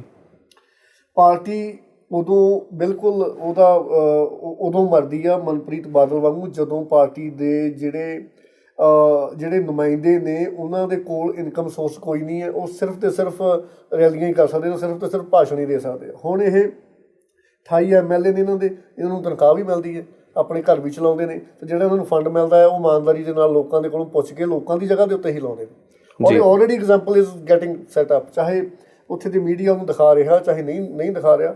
ਪਰ ਜੇ ਫਿਰ ਗੱਲ ਉਹੀ ਆ ਗਈ ਕਿ ਜੇ ਮੋਦੀ ਲਹਿਰ ਇੰਨੀ ਹੁੰਦੀ ਤੇ ਓਬਵੀਅਸਲੀ ਇਹਦਾ ਵੀ ਦੇਖੋ, ਜੇ ਹਰਿਆਣੇ ਦੇ ਵਿੱਚ ਜਾਂ ਮਹਾਰਾਸ਼ਟਰ ਵਿੱਚ ਜਿਵੇਂ ਇਹ ਨਹੀਂ ਕਿਹਾ ਕਿ ਜਿਵੇਂ ਪੋਲਸ ਆ ਰਹੀਆਂ ਨੇ BJP ਦੇ ਲਈ ਪੋਜ਼ਿਟਿਵ ਰਿਜ਼ਲਟ ਆਉਂਦੇ ਨੇ, ਹੋ ਸਕਦਾ BJP ਥੋੜੀ ਜਿਹੀ ਹਾਈਪ ਹੋਵੇ ਤਾਂ ਇਲੈਕਸ਼ਨ ਛੇਤੀ ਹੋਣ, ਪਰ ਉਹ ਹਰਿਆਣਾ ਮਹਾਰਾਸ਼ਟਰ ਵਾਲੀ ਗੱਲ ਇੱਥੇ ਤਾਂ ਨਹੀਂ ਹੋਣੀ ਹੈਗੀ, ਕਿਉਂਕਿ ਓਬਵੀਅਸਲੀ ਲੋਕਾਂ ਨੇ ਭਾਵੇਂ ਨਹੀਂ 49 ਦਿਨ ਸਰਕਾਰ ਚਲਾਈ ਸੀਗੀ ਜਾਂ ਉਸ ਤੋਂ ਬਾਅਦ ਵੀ ਜਿਹੜੇ ਕੰਮ ਕਰ ਰਹੇ ਨੇ ਉਹਦਾ ਫਰਕ ਬਹੁਤ ਦੇਖਣ ਨੂੰ ਮਿਲਿਆ। ਕਰਪਸ਼ਨ ਦੇ ਵਿੱਚ ਕਿੰਨਾ ਫਰਕ ਪਿਆ, ਹਾਲਾਂਕਿ ਬਿਊਰੋਕ੍ਰੇਸੀ ਸਾਡੀ ਇੰਨੀ ਸਿੱਖ ਹੋ ਚੁੱਕੀ ਹੈ ਇੰਡੀਆ ਦੀ ਕਿ ਉਹਨਾਂ ਦੇ ਸਾਹਮਣੇ ਕੁਛ ਮਰ ਜਾਵੇ ਕੁਛ ਹੋ ਜਾਵੇ, ਚਾਹੇ ਉਹਨਾਂ ਨੂੰ ਲਾਸ਼ਾਂ ਦੇ ਉੱਪਰੋਂ ਵੀ ਉਹ ਪੈਸੇ ਬਣਾਉਂਦੇ ਨੇ, ਲਾਸ਼ਾਂ ਦੇ ਉੱਤੋਂ ਵੀ ਉਹ ਆਪਣੀਆਂ ਜੇਬਾਂ ਗਰਮ ਕਰਦੇ ਨੇ। ਪਰ ਉਹੀ ਬਿਊਰੋਕ੍ਰੇਸੀ ਕਿੰਨੀ ਡਰਨ ਲੱਗ ਪਈ ਸੀਗੀ ਕੇਜਰੀਵਾਲ ਹੋਣਾ ਦੀ ਸਰਕਾਰ ਦੇ ਵੇਲੇ, ਜਦੋਂ ਹੁਣ ਇੱਕ ਚੀਫ ਮਿਨਿਸਟਰ ਇਹ ਆਮ ਲੋਕਾਂ ਨੂੰ ਇਹ ਕਹਿ ਰਿਹਾ ਕਿ ਜੇ ਕੋਈ ਤੁਹਾਡੇ ਕੋਲੋਂ ਪੈਸੇ ਮੰਗਦਾ, ਫੋਨ ਤੁਹਾਡੇ ਕੋਲ ਹੈ, ਤੁਸੀਂ ਰਿਕਾਰਡਿੰਗ ਕਰ ਲਓ, ਵੀਡੀਓ ਬਣਾ ਲਓ, ਉਹਦਾ ਇੱਕ ਮੈਸੇਜ ਕਿੰਨਾ ਜਾਂਦਾ ਆ ਉਸ ਭ੍ਰਿਸ਼ਟ ਕੰਟਰੀ ਦੇ ਵਿੱਚ। ਚਾਹੇ ਲੋਕੀ ਘੱਟ ਵੀ ਪੜ੍ਹੇ ਲਿਖੇ ਨੇ, ਪਰ ਇੱਕ ਪੋਜ਼ਿਟਿਵ ਮੈਸੇਜ ਜ਼ਰੂਰ ਜਾਂਦਾ ਕਿ ਨਹੀਂ ਯਾਰ ਦੇਰ ਇਜ਼ ਅ ਹੋਪ। ਹੁਣ ਇਹ ਤਾਂ ਜ਼ਰੂਰ ਨਾ ਲੋਕਾਂ ਨੂੰ ਲੱਗਣ ਲੱਗ ਪਿਆ, ਜਿਹੜਾ ਆਪਾਂ ਅੱਗੇ ਕਹਿੰਦੇ ਸੀ ਵੀ ਹਿੰਦੁਸਤਾਨ 'ਚ ਕਦੇ ਕੁਛ ਚੇਂਜ ਹੋ ਹੀ ਨਹੀਂ ਸਕਦਾ, ਹੁਣ ਇਹ ਲੱਗਦਾ ਵੀ ਹੋ ਤਾਂ ਜਾਊਗਾ ਪਰ ਟਾਈਮ ਲੱਗੂਗਾ। ਇੱਥੇ ਤਾਂ ਘੱਟੋ ਘੱਟ ਆਪਾਂ ਆ ਗਏ ਹਾਂ। ਜੀ ਤੁਸੀਂ ਜਿਹੜੀ ਗੱਲ ਕਹੀ ਕਿ ਹੁਣ BJP ਡੈਫੀਨੇਟਲੀ ਦਿੱਲੀ ਦੇ ਵਿੱਚ ਇੱਕ ਬੈਕਫੁੱਟ 'ਤੇ ਆ ਗਈ ਹੈ, ਕਿਉਂਕਿ ਕੁਛ MP ਜਿਹੜੇ ਉਹਨਾਂ ਦੇ ਕੈਂਡੀਡੇਟ ਸੀਗੇ ਉਹ MP ਬਣ ਚੁੱਕੇ ਆ। ਸੋ MLA ਦੇ ਲਈ ਉਹਨਾਂ ਕੋਲ ਉਹਨੇ ਕੈਂਡੀਡੇਟਸ ਹੈ ਨਹੀਂ ਗੇ ਜਿਹੜੇ ਕਿ ਵਧੀਆ ਮੁਕਾਬਲਾ ਦੇ ਸਕਣ, ਚਾਹੇ ਉਹ ਅਕਾਲੀ ਦਲ ਨੂੰ ਹੋਵੇ ਚਾਹੇ ਉਹ ਕਾਂਗਰਸ ਨੂੰ ਹੋਵੇ ਜਾਂ BJP ਨੂੰ ਹੋਵੇ, ਆਮ ਆਦਮੀ ਪਾਰਟੀ ਨੂੰ ਹੋਵੇ।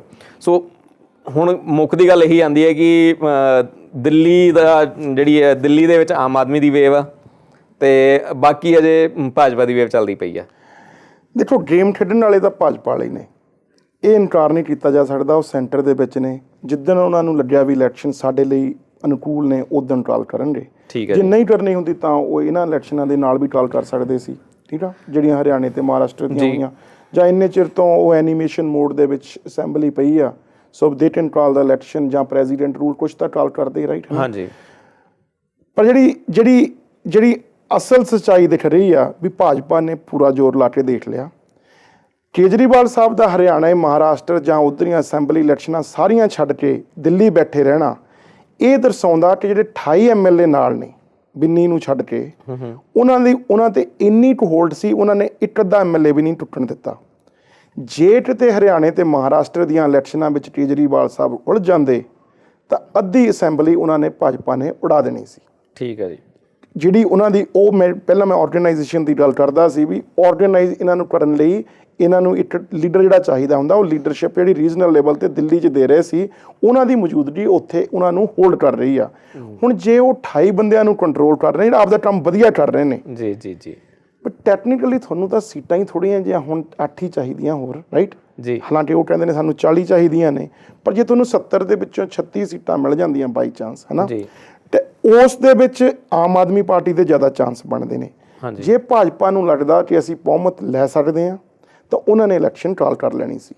ਉਹਨਾਂ ਦਾ ਗਵਰਨਰ 'ਤੇ ਪੂਰਾ ਕੰਟਰੋਲ ਆ, ਜਦੋਂ ਮਰਜ਼ੀ ਉਹ ਕੁਛ ਕਰਾ ਲੈਣ, ਜਿਹੜਾ ਕੁਛ ਮਰਜ਼ੀ ਕਰਾ ਲੈਣ। ਹਾਲਾਂਕਿ ਸੁਪਰੀਮ ਕੋਰਟ ਨੇ ਕੀਤਾ ਕਿ ਤੁਸੀਂ ਸਾਨੂੰ ਇਹਦੇ 'ਚ ਨੋਟਿਸ ਦੱਸੋ ਵੀ ਐਨੀਮੇਸ਼ਨ ਦੇ ਵਿੱਚ ਕੀ ਆ, ਟਰਾਲ ਕਰੋ ਜਾਂ ਕੁਛ ਕਰੋ, ਪਰ they can delay as long as they want. ਜਿੰਨਾ ਉਹ ਡਿਲੇ ਕਰ ਰਹੇ ਨੇ ਇਹੀ ਦਰਸਾਉਂਦਾ ਕਿ ਆਮ ਆਦਮੀ ਪਾਰਟੀ ਤੋਂ ਉਹਨਾਂ ਨੂੰ ਖਤਰਾ ਨਹੀਂ। ਇਹ ਇੱਕ ਸੱਚਾਈ ਆ ਕਿ ਅਸੀਂ ਉੱਥੇ ਵੋਟਾਂ ਹਾਰ ਕੇ, ਹੋ ਸਕਦਾ ਹੁਣ ਉੜੀਸਾ ਉੱਧਰ ਇਲੈਕਸ਼ਨਾਂ ਹੋਣੀਆਂ ਨੇ, ਉੜੀਸਾ ਦੇ ਵਿੱਚ ਹੋਣੀਆਂ ਨੇ, ਉਹਨਾਂ ਦਾ ਅਸਰ ਦਿੱਲੀ 'ਚ ਇਹਨਾਂ ਦਾ ਗਵਰਨਮੈਂਟ ਬਣਾ ਕੇ ਉੱਥੇ ਬਣਾ ਮੋਦੀ ਵੇਵ ਖਤਮ ਕਰ ਲਈਏ। ਉਹ ਠੀਕ ਹੈ ਮਤਲਬ ਇਹ ਲੰਬੀ ਸੋਚ ਲੈ ਕੇ, ਲੰਬੀ ਸੋਚ ਦੇ ਨਾਲ ਚੱਲਦੀ ਪਈ ਹੈ ਫਿਲਹਾਲ BJP। ਸੋ ਬਹੁਤ ਵਧੀਆ ਅੱਜ ਗੱਲਬਾਤ ਦਾ ਜਿਹੜਾ ਮੁੱਦਾ ਆ ਉਹ ਸਾਡਾ ਹਰਿਆਣਾ ਤੇ ਮਹਾਰਾਸ਼ਟਰ ਦੀਆਂ ਗੱਲਾਂ ਬਾਤਾਂ ਅਸੀਂ ਕੀਤੀਆਂ। ਇਸ ਤੋਂ ਇਲਾਵਾ ਦਿੱਲੀ ਤੇ ਪੰਜਾਬ ਦੀਆਂ ਵੀ ਜੋ ਸਿਚੁਏਸ਼ਨਸ ਹੈਗੀਆਂ ਆ, ਜੋ ਅੱਗੇ ਜਾ ਕੇ ਇਲੈਕਸ਼ਨ ਦੇ ਵਿੱਚ ਹੋ ਸਕਦਾ ਹੈ, ਉਹਦੇ ਬਾਰੇ ਅਸੀਂ ਅੱਜ ਗੱਲਬਾਤ ਕੀਤੀ ਆ। ਸਾਨੂੰ ਦਵਿੰਦਰ ਤੂਰ ਜੀ ਨੇ ਜਿੰਨੀ ਕੁ ਜਾਣਕਾਰੀ ਦਿੱਤੀ ਹੈ, ਮੇਰੇ ਹਿਸਾਬ ਨਾਲ ਸਾਨੂੰ ਕਿਸੇ ਨੂੰ ਵੀ ਇੰਨੀ ਜਾਣਕਾਰੀ ਨਹੀਂ ਹੈਗੀ ਪੋਲੀਟਿਕਸ ਦੀ। ਬਹੁਤ ਸਾਰੇ ਤੱਥ, ਬਰੀਕ ਤੱਥ ਜਿਹੜੇ ਸੀਗੇ ਉਹ ਸਾਡੇ ਅੱਗੇ ਰੱਖੇ ਆ। ਸੋ ਮੇਰੇ ਹਿਸਾਬ ਨਾਲ ਸਾਡੇ ਜਿਹੜੇ ਇਹ ਪੱਖ ਹੈਗੇ ਦੋਨਾਂ ਪਾਰਟੀਆਂ ਦੇ, ਜਾਂ ਇੱਕ ਤੀਜੀ ਧਿਰ ਜਿਹੜੀ ਹੁਣ ਨਵੀਂ ਉੱਭਰ ਕੇ ਆਈ ਸੀਗੀ, ਉਹ ਸਾਰੇ ਜਿਹੜੇ ਤੱਥ ਆ ਬਿਲਕੁਲ ਕਲੀਅਰ ਹੋ ਗਏ ਆ। ਸੋ ਮੇਰੇ ਹਿਸਾਬ ਨਾਲ ਸਮਾਂ ਕਾਫੀ ਹੋ ਚੱਲਿਆ ਜੀ, ਸਾਨੂੰ ਹੁਣ ਇਜਾਜ਼ਤ ਲੈਣੀ ਚਾਹੀਦੀ ਆ। ਅਤੇ ਦਵਿੰਦਰ ਜੀ ਅਤੇ ਅਵਤਾਰ ਜੀ, ਤੁਹਾਡਾ ਬਹੁਤ ਬਹੁਤ ਧੰਨਵਾਦ। ਤੁਸੀਂ ਸਾਡੇ ਕੋਲ ਇੱਥੇ ਆਏ, ਸਾਡੇ ਨਾਲ ਗੱਲਬਾਤ ਕੀਤੀ। ਹਰਿਆਣਾ ਦੇ ਵਿੱਚ ਹੁਣ ਦੇਖਦੇ ਹਾਂ 19 ਤਰੀਕ ਨੂੰ ਊਂਠ ਕਿਹੜੀ ਕਰਵਟ ਬੈਠਦਾ, ਅਤੇ ਮਹਾਰਾਸ਼ਟਰ ਦੇ ਵਿੱਚ ਵੀ ਕੁਛ ਇੱਦਾਂ ਦਾ ਹੀ ਲੱਗਦਾ ਆ। Thank you very much. Okay, ਇਸ ਦੇ ਨਾਲ ਹੀ ਹੁਣ ਤੁਹਾਡੇ ਤੋਂ ਲੈਂਦੇ ਹਾਂ ਇਜਾਜ਼ਤ। ਅਸੀਂ ਕੋਸ਼ਿਸ਼ ਕਰਾਂਗੇ ਕਿ ਤੁਹਾਨੂੰ ਜਿਹੜੇ ਰਿਜ਼ਲਟ ਆਉਣੇ ਆ ਉਹਨਾਂ ਬਾਰੇ ਵੀ ਅਸੀਂ ਇੱਕ ਜਿਹੜੀ ਡਿਸਕਸ਼ਨ ਆ ਉਹ ਵੀ ਲੈ ਕੇ ਤੁਹਾਡੇ ਸਾਹਮਣੇ ਆਈਏ। ਅਤੇ ਫਿਲਹਾਲ ਲੈਂਦੇ ਹਾਂ ਤੁਹਾਡੇ ਤੋਂ ਇਜਾਜ਼ਤ। ਅਤੇ ਜਾਣ ਤੋਂ ਪਹਿਲਾਂ ਤੁਹਾਨੂੰ ਦੱਸ ਦਈਏ ਕਿ ਤੁਸੀਂ ਸਾਨੂੰ ਸੰਪਰਕ ਕਰ ਸਕਦੇ ਹੋ ਸਾਡੇ ਈਮੇਲ ਦੇ ਰਾਹੀਂ ਜਾਂ ਫ਼ੋਨ ਨੰਬਰ ਦੇ ਰਾਹੀਂ। ਇਸ ਤੋਂ ਇਲਾਵਾ ਤੁਸੀਂ ਸਾਨੂੰ ਫੇਸਬੁੱਕ ਜਾਂ ਟਵਿੱਟਰ 'ਤੇ ਵੀ ਫੋਲੋ ਕਰ ਸਕਦੇ ਹੋ। ਨਾਲ ਦੀ ਨਾਲ ਸਾਡਾ YouTube ਚੈਨਲ ਵੀ ਸਬਸਕ੍ਰਾਈਬ ਕਰ ਸਕਦੇ ਹੋ। ਸੋ ਮਿਲਦੇ ਹਾਂ ਫਿਰ ਇੱਕ ਨਵੇਂ ਸ਼ੋਅ ਦੇ ਵਿੱਚ ਇੱਕ ਨਵੇਂ ਗੱਲਬਾਤ ਦੇ ਮੁੱਦੇ ਦੇ ਨਾਲ। ਤਦ ਤੱਕ ਲਈ ਧੰਨਵਾਦ।